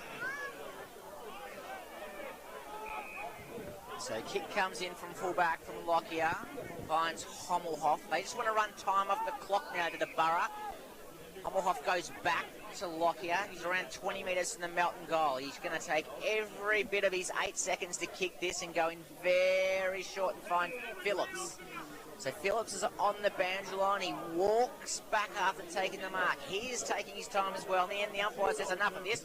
Play on. So he does. He kicks up the line direction of Edwards. Finds himself a mark. Maybe you needed a strong mark. You got one just then in Edwards, and he will take the mark right in front of his bench here at Sebastopol. And the ball will set. Well, the ball will finish in his hands. The siren will signal the end of the game here. Sebastopol victorious, 9 goals, 16, inaccurate 70, have defeated Melton 8-9-57. For Sebastopol, 3 goals to Cooper Littlehales that led the way, 2 goals to James McDonald, singles to Felix Henderson and Ash Manari. Whilst for Melton, well, the star of the show inside 50 was Braden Kite. He kicked 5 goals this afternoon, but he just joins at the 30-minute mark of the final term. He lined up directly in front of the 45. If he had it converted, he would have been joint leading the tally for the Tony Lockett medal. He missed, which means Big Newen is officially the Tony Lockett medalist for season 2026 after he finished with 5 goals. Geordie Kite kicked 2 and 1 to Liam Carter as well. And Sebas, victorious Brad McGowan in this one. Yeah, just too good in the end, Sebastopol. A bit more dangerous going inside 50. Joel Edwards, a wonderful game down there. I thought Felix Henderson was very good as an inside mid. They didn't get as much late in the game out of, well, guys like Banbury and Cassidy. They actually took them off to just try and save them for next week. But look, they just seem to do enough, Sebastopol. Week after week, boys, they just do enough. And sometimes it just leaves you wondering, are they a bit vulnerable? But they are just such a polished team.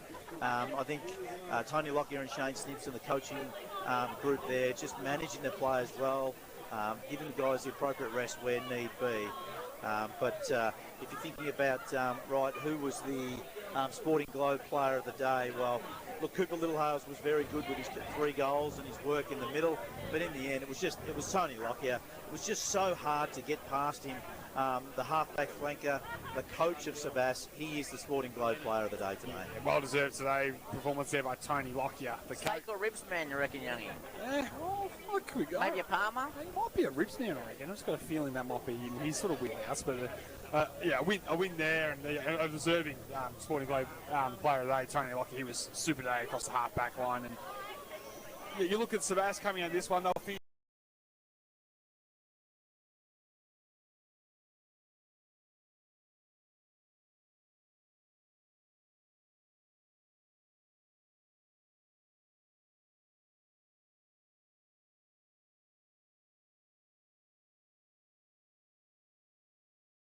judge, but there's still a few minutes to play as the umpire throws the ball in the air. Gallant comes down to Egan, gets the handball over the top to Stevens, back to Newitt, dribble a kick inside 50, comes back to Stevens on the right boot, long kick towards full forward. Stafford plays on, kicks the goal. Sudbury back in front.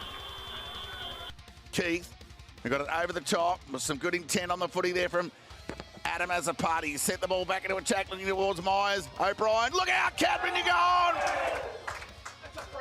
Umpire call, play on, purely left foot. Yes, Daly, get one back. Gee, and lucky to get away with that. The Devils, Rinaldi ran down Cadman, who marks on half-forward broadcast side, and he goes in the direction of Biggie. Umpire call, play on, outside of the right boot. It's a bouncing ball, it's a goal to Hooper.